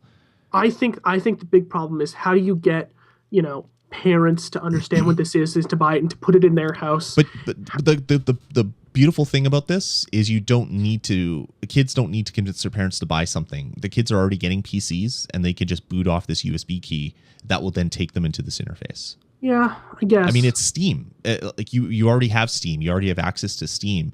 It's no different than Steam. It's just a fancier way of connecting to your television. It's a better way of hooking it up that way. It's not like they're inventing something new. It's going to be running games that are already out there. No, for sure. I don't see it being that simple. I really don't. I think it's going to be a challenge for them to get it into a lot more homes that like, okay, we've got an Xbox and I know how to use that. Steam machine, what's that? Oh, it's a computer that connects to my TV, and I've got to log on to this other online service. There are a lot of people who are ignorant to that kind of stuff, right? Sure. So that's going to be a challenge. But to they're market not to those people. selling anything, so they don't have to convince anybody to buy it. They're not selling the OS. It's free. All this is going to do is to encourage more people to play Steam games in their living room. They're already playing Steam. I'm talking about they're already playing Steam games. Well, I'm talking about the Steam machine. The Steam machine is, they have to put something out there. They can't release this thing without putting it out there. They're probably going to sell like 50 of them. Like it's not going to be a big seller. They're not making a new console for your living room. They're making a platform that many different things will run in your living room. So different set-top boxes, different small little tiny like Vita TV size boxes that will just stream from your living room or from your office PC or whatever. They're not making a console, so you're not going to have a game that's released for the Steam box. You're going to have a game that is going to be coming out on PC, Mac, and SteamOS. I know that they're not making a console, but they're competing with people who make consoles. And that's where I don't see it working out. They're not really, because it's not any different than what you already have. They're just giving you different functionality to something that you already have. I get that, and I get that, but we think that because we know that. But there are a lot of people who don't. But Steam is doing good right now. They're making like shit tons of money. They don't need to make more money. They're doing this as a way, because what's his name? Gabe Newell has come right out and said that Windows 8 is a cancer in the industry. And his way to fix that is to get Windows out of the picture by making another OS that will run all these games for free for their users. Oh yeah, Gabe friggin' hates Windows. And I think to be honest, I think that's what the end game is. He doesn't want Windows to run on any of these gaming PCs anymore because it's such bloatware. Windows 8 is horrible. He just wants to have an OS that plays games, and he's coming out with so much RAM just to run the damn operating system on the desktop. Totally stuff that could be better used. Like your computer will be so much quicker if you're not running Windows. If you're running a slim Linux kernel that is just loading what it needs to run the game, everything's going to behave better. And I think that's what the end game is. He wants to kill Windows for gaming, and all this other stuff that's going to come out is going to be bonus. Like Steam is making like terrible amounts of money right now, and they don't need to make more money. Of course they want to, but this is going to be a way to sort of make gaming on a PC something again, where it kind of fell apart for a while because it was so expensive, and games were crappy on the PC, and they didn't work, and there was all this crazy DRM that didn't function. They created a service to sell you the game in a really good way. They got rid of box copies. You don't have to deal with crazy DRM anymore. They've simplified that, and now they want to simplify stuff from the bare metal out. They want to have an OS that is not Windows. And if they just succeed in replacing Windows on a lot of gaming PCs, I think they've done what they've set out to do. And this just gives you other functionality because people that have consoles now that don't game on their PC because it's not in their living room, it's like, well, now it could be you just buy this little $99 box and now you're gaming in your living room and you're playing PC games. And slowly they're going to start chipping away at it. It's similar to like the Apple TV. Apple didn't come out and say we have to sell 100 million of these or it's going to be a failure. They sold 1 million here, 1 million there. They added functionality, they added features, and now Apple has sold like 250 million or something crazy of these little Apple TV boxes. And they're not taking over the industry, but they're making a small little niche for what they want to do. And I definitely think that's what Valve is setting out to do here. They're not competing with Xbox 360 or Xbox One and PlayStation 4. They're not competing new because they are already competing because they already have a service to sell games, and they're just making it easier for one to hook this up in the living room. I feel like anytime you put a gaming device in the living room, you're competing new with those developers, right? Like Steam is very successful. I get that. But there's been like Microsoft and Sony have each sold 80 million units of the Xbox 360 and PS4 worldwide, right? Like, I mean, those things are already in the living room. 50 million users on Steam is very impressive, and it's insanely successful on the PC. As soon as you move that into the living room, I feel like there's going to be a lot of confusion, and I think Valve will do a really good job, as they have already, in explaining their case and how this is going to work. And again, we're working on the basis of not knowing all the facts yet as they roll out stuff almost every day, and something new is coming out about how this is going to work and how it's going to be implemented and all that kind of stuff, and prices and all that shit. But I feel like if you really want to be successful, you got to have the install base of, those kind of numbers, right? If you're going to go into the living room, and they do. I think what you're confusing, or what you're sticking on is the fact that they have to compete with Microsoft or Sony, but they don't. This is just an add-on to a service that is already doing well. PC, companies are making PC games again because they can sell them on Steam, where they had gotten out of that business before. So it's a win, and the more people you have using something, the more games that'll come out, which will be the more people that'll make it. They announced family sharing. That's going to get more people interested in Steam because it's like, hey, try it for free. They don't want the console to be the only way to play games. Like, he's come out multiple times to say that console gaming isn't the best way to game. It's PCs are the best way to game. But there's been so many. Doesn't that say exactly there that he's going to be competing with consoles? No. He's not competing. Well, of course, anything. A book is competing with consoles. A movie is competing with consoles. My iPad is competing with consoles. No, I mean, not directly. Like, you're not, but I'm spending time. Isn't trying to take money away from the video game market. Watching my 82 game hockey season is competing with consoles because that's 3 hours that I'm not spending playing video games. Yeah, but the NHL isn't sitting there in a boardroom going, man, we really need to get these gamers watching sports. And I don't think Steam is either, because they already have a market. They're giving you new ways to enjoy the stuff that is already there. And what they want to have more people using their system, of course. You want to grow it every year. If you're not growing, you're doing something wrong. But they're not wanting to come right out and squash Xbox and PlayStation 3. They want to give people a viable way to play games on a large television. See, and when Gabe says something like, PC is the superior way to play video games. To me, that is hey, come and play it here. Abandon your console, jump ship and come here. That's what to me anyway, that's what I hear. And that's where I say that if you're going to compete with the home console, it's going to be a big amount of education, because there are millions, tens of millions of people who buy consoles who barely can run their own computer. They use their computer for Facebook. And there's also a large percentage of those people that buy their console just to play Madden. Yeah. And that's all they do. I don't think that's going to be that big of a number, though, if you really broke it down. Like, how many people buy I'm sure it is a Madden? large number, especially for PlayStation 2. The PlayStation 2 era, it was huge. People that would only buy Madden every year. Maybe a few million. Yeah. But not 10 million. Well, what's the install base of the Xbox 360 right now? That's 78 in million. North America. Oh, North America? I think it's something like 50. I don't even think it's that 55. Like that. I mean, that's a huge percentage of that. So I think we're arguing two different arguments, which don't even really make sense to be arguing. Like they're making something that is going to be awesome. They're not making a new console. And I don't disagree with that. I think I'm really excited for something like this because it really gets me, pumped about what Steam is doing online.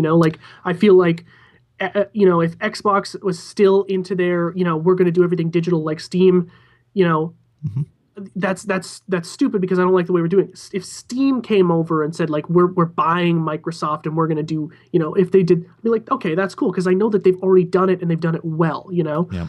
I don't think we have any disagreement on the fact that the Steam machine and the OS, and again, we'll talk about the controller in a few minutes, are really, really cool things.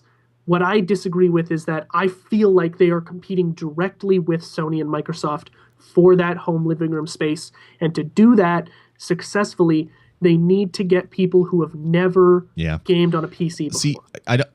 See, you're focused on the direct competition. All PC, all gaming is indirectly competing with each other. It's not the sitting on your ass in a lazy boy in front of your TV. It's the fact that you're playing games. And Steam obviously wants you to play games on their service because they want to make money of you buying the games on their service. Yes. The way that you can tell that they're not competing with Xbox and PlayStation 4 is the fact that they're not coming out with a console. They're coming out with a platform.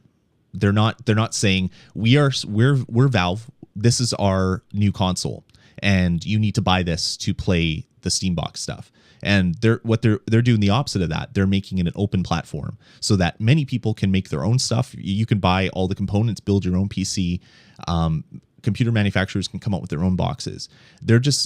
What they're trying to do is replace Windows. Like, this doesn't seem like a huge play to replace consoles. They already know that people are gaming on Steam and they want more people to do it, but they're just getting rid of Windows and they're making it easier for people to get into it. Like, if you can boot off a CD or a USB key and start playing games right away through Family Share, that's way better than what it looks like now. Like, it's buy a Windows PC, hook it up, figure out how your controllers plug in, all this other weird stuff.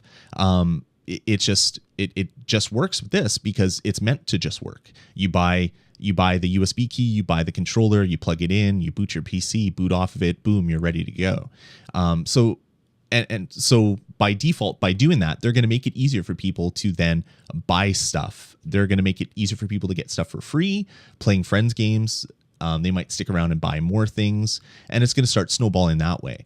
If they were really competing full on head on with Microsoft and Xbox, or Microsoft and PlayStation 4, they would come up with a box that was sealed and that would be their unit and they'd be the only one that's doing it. Yeah. And I know that they're kind of doing that, but it's not like, here's our Valve box. But they're not at all really doing it. They're giving away everything for free. They're making reference hardware is what they're making.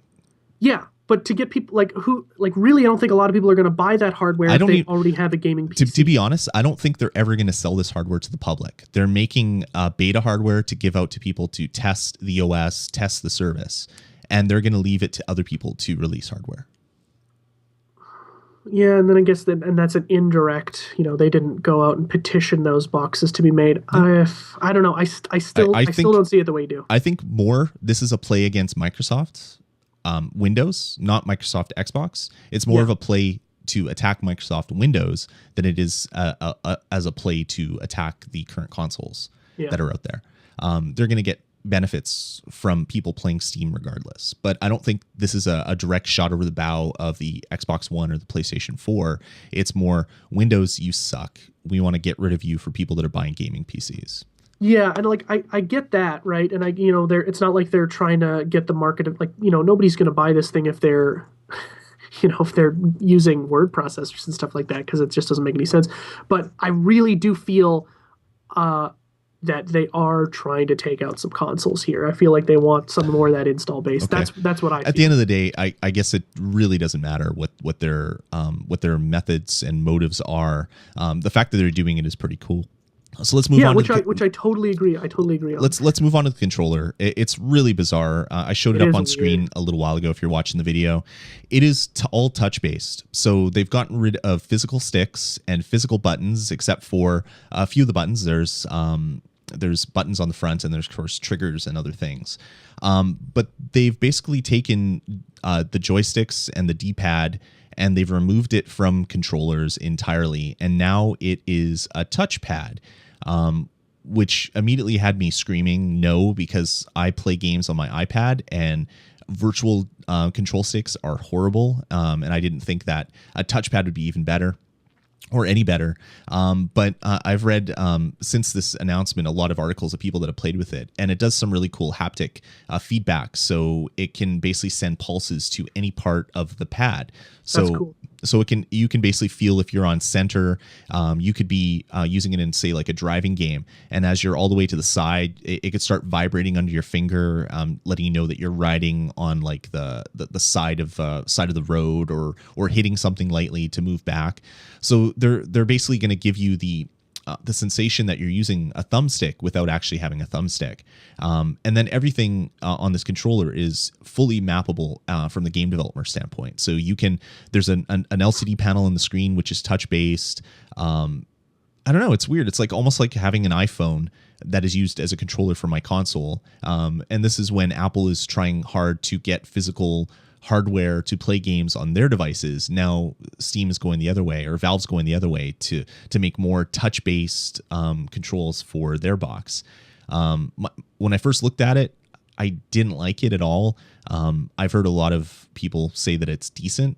So I don't hate it as much as I used to, but I still don't think it's a good idea. It just looks weird to me. But yeah, it's one of those things you have to hold, I guess. Yeah, totally. Right. That's always been my my philosophy with controllers, is that like I don't really care what it looks like. It feels good in my hands, and I can control good with it. That's really what I care about. And I think that your kind of comparison to the iPad makes a lot of sense, because virtual joysticks, most of the time, virtual controls in general suck. Horrible. But I feel like the screen and the stickiness of the glass has a lot to do with that. And these pads seem to be a lot more I guess sensitive to the finger. Yeah, exactly. And the good thing is that the surface is actually round, which is what the joystick. So it's not like it's a big rectangle where the controls move wherever you touch. Yeah. And it has those little ridges that will keep your fingers, let you know exactly where your fingers are on that touch surface as well. Yeah, I don't know, it's weird. I think the haptic feedback is maybe one of those things that, like, we're getting our first glimpse here at where controllers are going to go in the future, right? Like, kind of like Oculus Rift is doing some very wicked stuff, and is that the future of video games? Possibly, if they can, make it into a smaller, less painful package and get the price down, that kind of thing. Yeah, that might work. But certainly for controllers, right? Like, I love a physical joystick. I was all about the Wii when it came out. I was still a Nintendo fanboy at that time, and like I was like, man, this is so cool. You get to move your arm, and then after 25 minutes of Zelda, I was like, this sucks. Like, I can't do this anymore. It just doesn't feel right. It's silly. It doesn't make any sense. Mm-hmm. I like a control stick. I like buttons, and although this really gets rid of a lot of that, I think it's got some promise. It's got some really cool ideas. Again, you got to hold it, and I don't know where the hell you'd be able to demo this thing before you bought it, right? The best thing is this image that showed up on the Kotaku page, which they put a Parappa the Rapper hat on top of the controller, and it kind of looks like Parappa. That's like the best image ever. There was like a VG Cats comic or something, or someone like that. Like, they were like holding the controller, and like one of the guys was talking, was like, oh, I think I can feel that haptic feedback thing everybody's talking about, and then it flashes to the next panel, and it's a shirtless Gabe Newell with like the like kind of every like the control pads, they're like the portals from Portal, so like they go in and they're like basically just like feeling his nipples. Like it was fucking hilarious. That's Like funny. I'll Carly sent it to me, so I'll find it and put it in the chat room. But it was really really funny. But yeah, the controller is very interesting, and you know, it might be that future of gaming thing we talked about, you know, earlier on. Like what is the future of gaming? This controller might be it. But you gotta hold it. You gotta Yeah. screw around with it for a little bit, you know? See, whenever something weird like this comes up, it's just like, oh, this is going to be horrible. I don't like, what are they smoking? Like, what do they think it's happening? But then you look at what Valve's been doing, and for years they've been studying user interaction with hardware. They've been studying user response to different stimulus, like vibration in controllers. They've been doing a lot of like really scientific kind of research on how we want to get feedback, so that we can know kind of like sixth sense wise what we're doing. So the company that has done all that work comes out with the controller. I have to kind of put all my doubts aside a little bit until I actually pick one up and try it myself, because they've actually been doing the science to figure some of this stuff out. It's not like they just threw together a bunch of control pads and was like, yep, here you go. This is what it is. It looks nice. Yeah. They've done some stuff behind it. So I don't know. You know, and for other developers, what they do first, I think, when they design their controller is they like, okay, how should it look? It should be really cool. You know, like the Xbox One controller, it's got to look cool, and then we'll design how well it feels afterwards. Yeah. But this one certainly is not designed to look good. No, and you know? and it's almost like controllers have kind of come to one place. Like you look at the Xbox One and the PlayStation 4, and the controllers look very much alike. Yeah. Like they're almost they're identical in many aspects. And then you look at this thing, which is like way out in left field. It's almost like it's a Nintendo way of doing things compared to the two heavy hitters that are slugging each other in the face. But not anymore, right? Because the Nintendo like kind of retro controller thing is like an Xbox controller, you know, for the Wii U or whatever. And I guess it's not a retro controller; it's their like alternate controller. Yeah, exactly. No, it's more so the Xbox and PlayStation 4. Like all the controllers look, they're pretty much, they look the same now. What does Nintendo call that controller? It's the gamepad. Gamepad, yes. Yep. Yeah, I don't know. It's interesting. Anyway, it's going to lead to a lot of interesting articles to read over the next little while when people play with this stuff. I'm just really excited to potentially run games on my Mac now in dual boot mode without having to buy a Windows license. Like I can dual boot my Mac now into Steam OS and play Steam games that aren't available on the Mac version of Steam. That's exciting. Like if that was the only announcement, that is pretty exciting to me. And I hope the fact that this exists is going to encourage more developers to start porting their stuff to this Linux distro, so that their games aren't just Windows only. So I'll be able to pick up like Torchwood or Torchlight 2 and play it on that if they don't ever come out with a Macintosh version, which they say they're working on, but it can't get here fast enough. So if stuff like that starts happening and games are made for SteamOS and PC pretty much across the board, I mean, that's a huge win, because then you don't have to buy in for $150 to play these games. You can play it on whatever hardware you currently have if you're not a Windows user. So that alone is pretty darn cool. Did you see the letter that Gabe Newell wrote to people who were asking for Half-Life 3? No, He wrote an open letter to people who have been asking for Half-Life 3 and basically tore a strip out of them saying like, yeah, we'll certainly give you the same shit that everybody else gives you over and over again. Every year, Half-Life 3, every year, microtransactions out the ass, and we won't try to innovate in the industry and make a Steam OS and a Steam machine. And it was really like kind of intense, you know, like he was seriously pissed off. I like Gabe Newell because he's not a guy who speaks a lot, but when he does, he speaks honestly. He doesn't give a shit about PR. He doesn't give a shit about how you feel. You know, which has bit him in the butt many times. Absolutely, but that's a good thing. I mean, you have to take the good with the bad sometimes. Yeah, he's a guy that I respect because he's got the stones to tell you to go to hell if that's what you need to be told, right? And all the Half-Life 3 people are just, oh, we deserve a Half-Life 3 because we waited for so. Shut up. Goes back to the entitlement generation that we talked about earlier. Stupid mouth. I don't care if the other game left you on a cliffhanger. Go play something else. Yeah, go write fan fiction. Christ. And then go waste your time doing that. It's maddening. Cool. Ugh. All right. Well, let's move on. Let's get into some stuff about SimCity. So yesterday there was a big blog post, or 2 days ago actually, or no, it is yesterday, although it is now Saturday because it's 2 minutes past midnight. Yes. It was on October 3rd. The general manager of Maxis Emeryville Studio, Patrick Buchner, basically came out with a State of SimCity blog post, talking about a lot of different things, talking about some of the problems that they had, all the major updates they've been doing. And one interesting thing that has popped out is the talk about offline play again.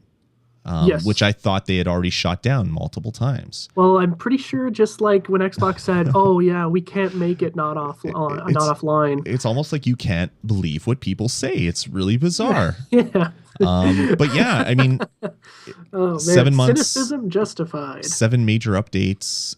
They're doing a lot of things. User-generated content discussions are underway. They want to get user-generated content. They want to have bigger cities of tomorrow.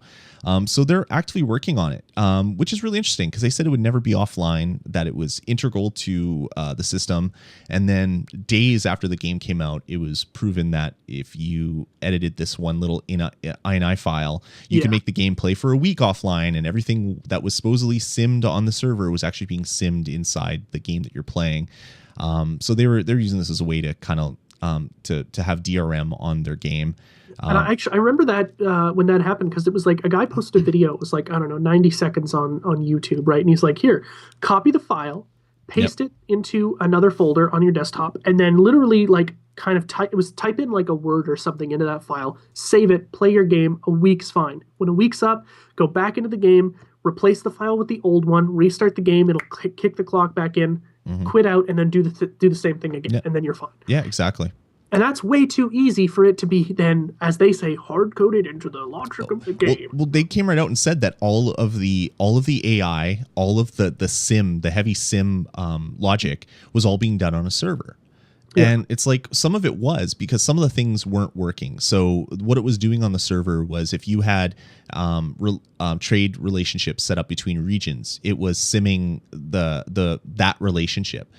But that's not a huge part of the game. Like if you're working in a region in SimCity, you want to know like what your weekly income is, what you need, where your crime rate is at, what your pollution is at. That's the pertinent stuff to your game, and all that was happening in the actual game client itself. Yeah. And then I guess they said it would never be offline, that it was integral, and then they announced that the new version of The Sims is going to be offline. So because they heard a lot from people that didn't like this.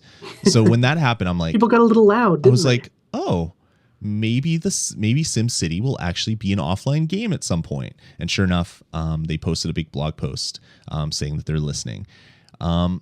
I don't know. To me, it's awesome. To me, it just shows that as a large group of people, idiots aside, and people that whine and bitch and moan and are entitled to everything, we can make some good changes.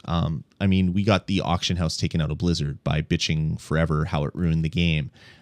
We've done this. So, I mean, people getting together and chatting online can be a positive and good thing. It can also be like some of the worst stuff you've ever heard and read in your entire life as well. So yeah, and part of me feels a little bit bad for Maxis because I understand that like when you work on a big project, and I've never worked on anything this big, but I've worked on some big projects. Sometimes it's hard to see the forest for the trees, right? Yep. Take a step back and go, is this really how it should be? Yep. And especially when you're talking about like tens of millions of people playing your game, how is it really going to be received? And you know, even if people don't like it, is it something that's game breaking, right? Online mode doesn't necessarily break the game unless you have a shitty internet connection. But, you know, and a lot of this stuff, too, when they first came up with the game, they're like, oh, no, it has to be online because our awesome cloud service, you know, has to randomly generate all this, and it's got to take it, you know, and like this really kind of like tech jerking off shit that I really hate when, you know, people bring out a new game and they're which like... is a blatant lie at the end of the day as well, which is even worse than putting jargon-filled press releases out. I mean, lying to everybody that is buying your stuff is just, it should never happen. I feel like, and I might be really, really wrong here, but I feel like if Maxis at the beginning said, listen, it's got to be online because we want to protect our IP and we're really worried about people stealing it. If they just said that, I'd be, you know what? I get that. A lot of people pirate stuff. At least it would be honest. and you're totally entitled to the money that you deserve for putting in half a decade's worth of work on this game. Sure. I get that. But instead, by saying what they did, that's really backhanded, like, we're hiding it from you kind of thing. And I don't like that, Like nobody likes it. I can basically explain to you what happened to make this, to make the game be online only to begin with. And that is World of Warcraft. They saw the millions of people that were willing to play an online only game and give their money over like in fistfuls. And they're like, crap, they don't have to worry about piracy. All the stuff is taking place on a server. We should do that. And it was probably brought up by some executive that has probably never played a game, and they made a financial decision to do that. And that is where this all came from. And it was probably the one thing that they did not have any power to change. So they had to live with it. And I feel really bad if that is the case for the people that had to endure all the hell that happened at launch. But hopefully this will keep executives that really don't know what they're talking about, but are just focusing on the money. Hopefully it'll stop them from doing that. I call it Bobby Kotick syndrome, by the way, is when an executive who never played a video game in his life makes a decision that affects gamers, right? Bobby Kotick says all the time, oh yeah, I used to play all these games. Bullshit. He's never played a game in his life. Yeah, he's never played a game in his life. He's just rattling off games. But he's one of the most important people in the gaming industry because of how well he's done a brilliant job marketing and making money off of Call of Duty and basically all Activision games. Yep. But he's certainly ruining franchise. I mean, he single-handedly ruined Guitar Hero and he single-handedly ruined Tony Hawk. Yeah, it was all iterating. We got to push out a version a year, and then people got sick of it, and then it wouldn't sell anymore. Side note, I really love the movie Moneyball, and he's in that. Oh, really? He's the owner of the Athletics. So Brad Pitt goes into that office a couple times and talks to Bobby Kotick, and every time I look at him, I'm like, you smarmy son of a bitch! Like I just hate him. But yeah, like it's Bobby Kotick syndrome, right? And they're like, oh, well, they did this, and they're making a lot of money, so that's clearly why. So let's do that, and you can't say no because I'm a dick.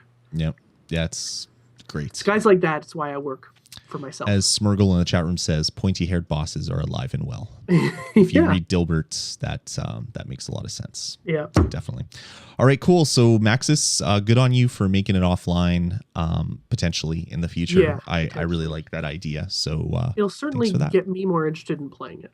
Like I really want to play it because I love SimCity and I think it's a really strong game. And the reviews are so favorable, except for the fact that this online crap is around. It's fun. I played every once in a while on my Mac because the Mac client is out now. Like if you buy it, you get both the PC and the Mac version, and it's a lot of fun.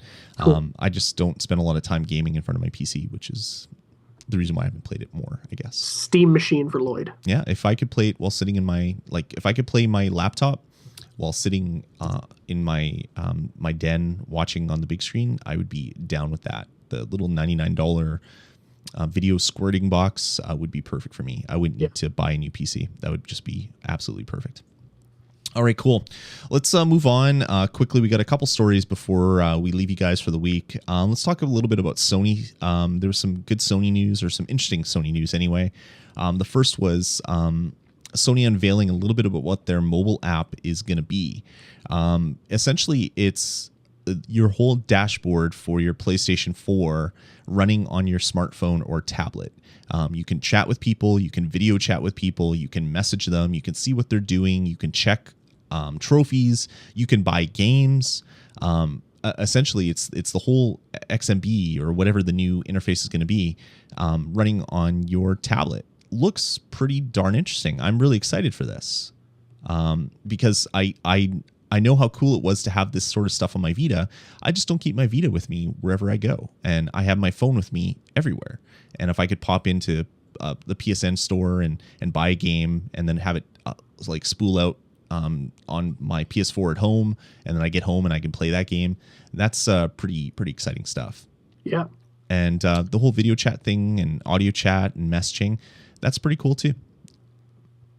Yeah, I mean, I was looking at this thing and I was like, first of all, the design, the UI of it looks really great. And I hope this is the kind of broad changes that we can expect to see on the PS3 and the PS4 for the PSN, because the PSN I still think is just functionality-wise is shit. Mm-hmm. But this looks like it's really just a nicely packed in kind of package, right? Yep. It's a free app, which they all should be. But it would be cool if you look at the app and you're like, oh man, this game is on the PSN right now with PS Plus for free, and you download it and it's downloading to your Yep. PS3 when you get home. Like that's that cool stuff that I think is really wicked. The stuff about like the chat and the video chat and stuff, not so much for me, but there are people who like to do that.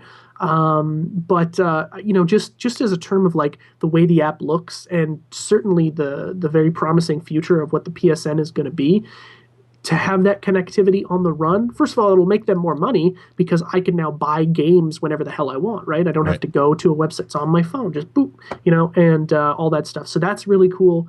And I'm excited to see what the PSN is going to be in the next couple of months, because it's going to change, and it's going to change very big. They're going to be noticeable, UI improvements. And I know that the Xbox is also going to change its dashboard to be more of a Windows 8 thing, and I am not excited for that at all. So Yeah, exactly. it's weird, right? Like I love the Xbox so much, and my PS3 is great, but I certainly don't get a lot of use out of it. And right now they're both on the cusp of turning their UI, certainly for their networks, into completely different things. And that has now dropped my opinion of the 360 and raised my opinion of the PS3. And just in one swoop, they've swapped places. So it's weird. The Xbox app is great, by the way, in comparison, but I never use it. Yeah, I was just showing off a bigger version on the video. If you're watching live or watching on YouTube, you can see a couple cool things about this.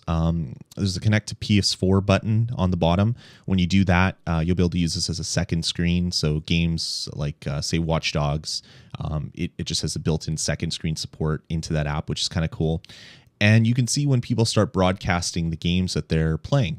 And you just click the button and it takes you right over to that video broadcast as well, which is a nice little feature. So you could be sitting on a bus somewhere and it's like, oh, Jeff started broadcasting his play of Campus Crush, the PlayStation 4 version. And you could actually go click it and watch Jeff play that. That's pretty interesting as well. Yeah.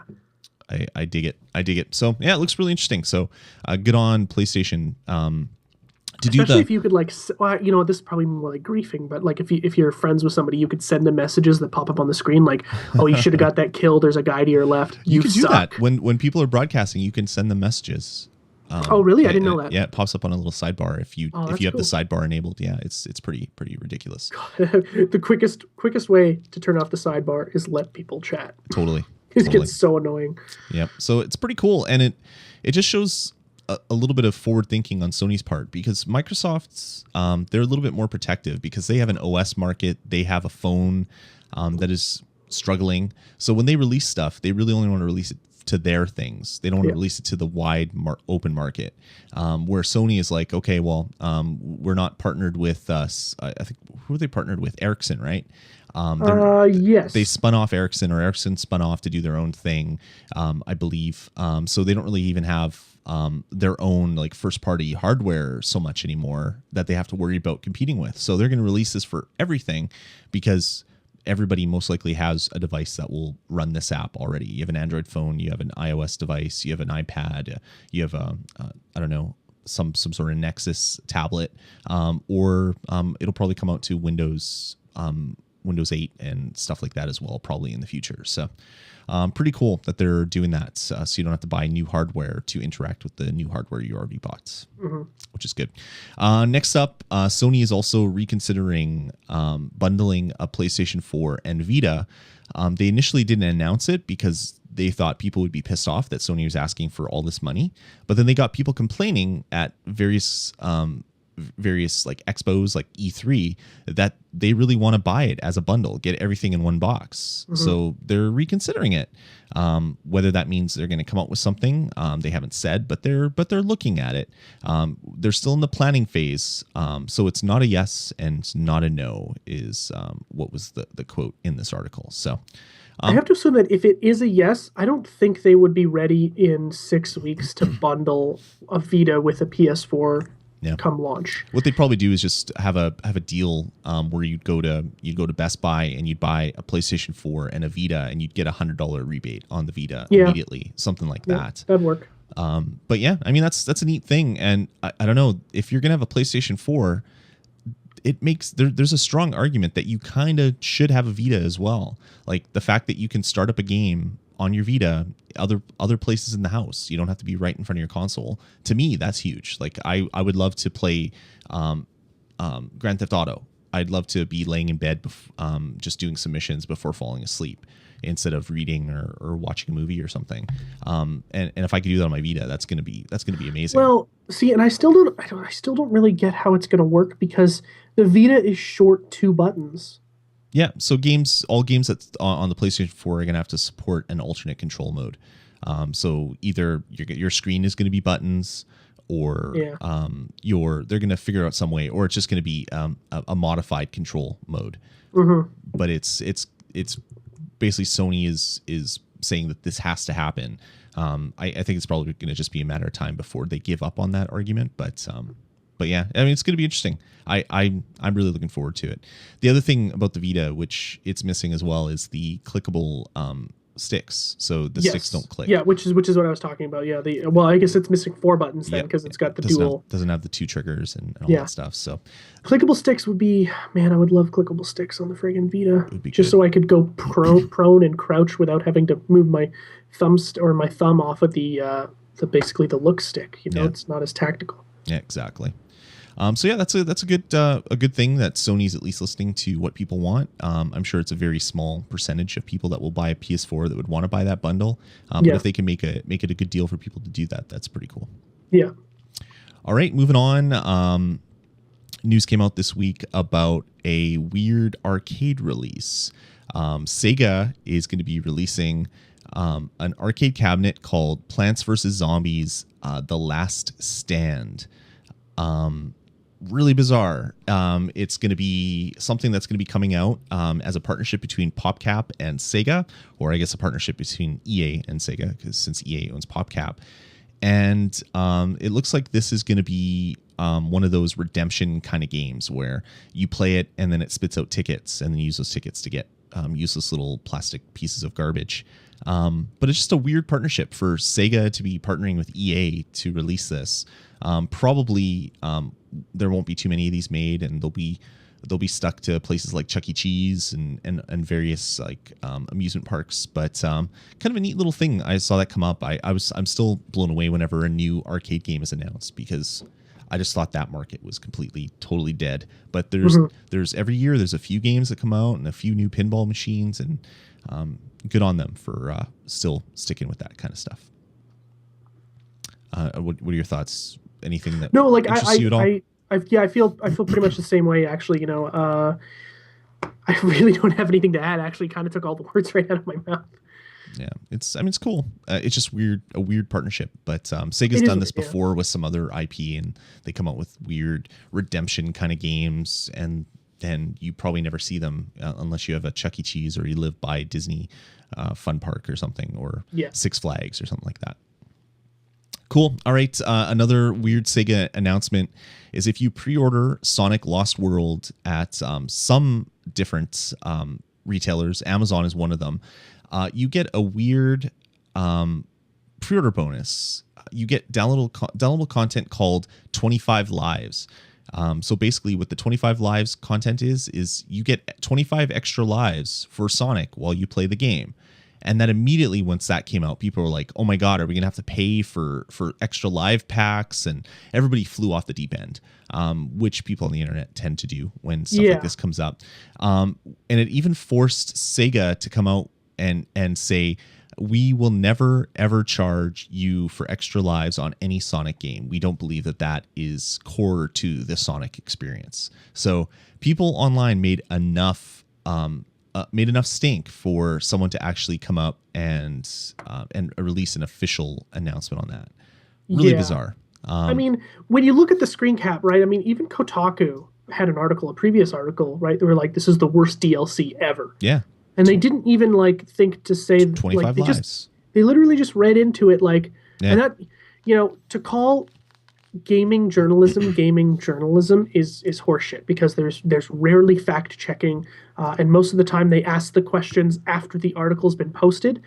So in that kind of instance, gaming blogs really piss me off because they never really do anything to verify the story. Like if you're a journalist, you get two sources, right? Two sources to confirm what's going on so that you have basically someone to back you up, right? Gaming journalists, quote unquote, do not do that, or rarely do they do that, right? They just like, hey, somebody's talking about this on Reddit. I'm going to write an article about it. And most of the time present it as opinions, so it really doesn't count anyway, right? And then we all read it and go, oh my God, you see the Kotaku article about how now there's going to be paid DLC for extra lives in Sonic? And then it's fact all of a sudden. And some guy has to come out like, what the hell are you talking about? This is just a free piece of DLC that we thought was kind of cool. Yep. I hate it so much. And when they explained a little bit what it was, it's like this is going to come with the boss battles. They're really hard, so this is just going to give you an added bonus so you can take on all these boss battles. Yeah. And it's like, sure, that makes sense, but for the internet to explode the way it did, it's ridiculous. But I mean, that's what happens online. People like to argue. They like to complain about things. Yeah. It's really bizarre. All right. Let's talk more about complaining things. Our last thing that I wanted to bring up, just because I know Jeff is going to have some things to say, is the latest of the games are ruining our children kind of story came out I guess a couple weeks ago, or last week, I guess. And it was a father blamed the game Minecraft for his son bringing weapons to school. So he brought an unloaded handgun, magazine that had 6 bullets, so he could have loaded that handgun, a steak knife, and a small-handed sledgehammer to school. And when confronted, the kid got in trouble, obviously, and he basically said, well, he was emulating what the main character Steve does in Minecraft, because they use hammers to dig and knives and guns to protect themselves from the zombies. So his kid just wanted to be like that, the guy from Minecraft. And he also went in, he's like, well, the gun couldn't have shot anyway because we took the firing pin out. So he's just trying to like pass the blame to anything else but himself for the fact that his son had easy access to a handgun, bullets, and other weapons. Yeah, why does he have a gun that has the firing pin removed and yet a magazine that's full of live ammunition? Yeah, that doesn't make sense to me at all. Makes sense at all. I'm not a gun guy, so maybe there's a rational explanation for that. I can't think of anything that would be rational for that. Yeah. Just crazy. So games are responsible for corrupting our young yet again. Yeah, it's freaking Minecraft, for Christ's sake. I mean, like the last game, the most tranquil game on the planet. Okay, maybe not, but like maybe Flower or like Journey and stuff like that. Yeah, but it's a game it's in the same category, right? I know. I have a friend who's very protective of his children, which like protective of certain types of entertainment with his children, and they even play Minecraft together. I have another buddy at work, one of my colleagues at work, where he has Minecraft parties for his kids and his kids' friends. Like it's a safe game for kids to play because the only violence is a blocky thing turns into smaller blocky things and then disappears. Like it's not super terrible. And for him to blame Minecraft as what has basically ruined his child is just ridiculous. Well, I mean, like people blaming other things for their lack of parenting is just ridiculous. Absolutely. Here, like this is the story that the right-wing media would write, right? Like, they're like, oh, another example of a video game, telling a kid to go and get a gun and go to school.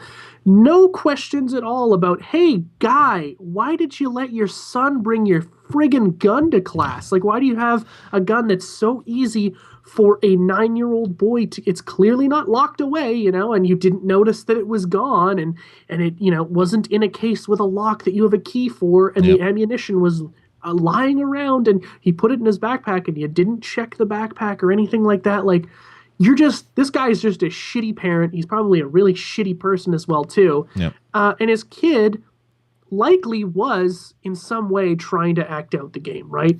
But like, because of the hammer and all that kind of stuff. But like, or maybe he just wanted to screw some kid up that was bullying him at school. Like, that could be other reasons for it as well. But I mean, it's just like it's so asinine that we blame the video games and not the fact that the guy has a friggin' gun in his house. Second Amendment. Yeah. Fuck your amendment. Yeah, exactly. It's just frustrating. It's crazy. But anyway, I just thought we'd end the show with that lovely bit of heartwarming.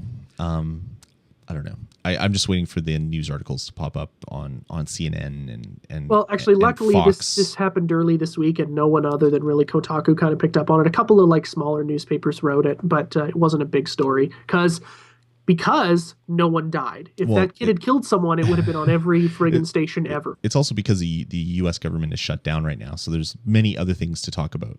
I think is the problem, or is the good thing in this case.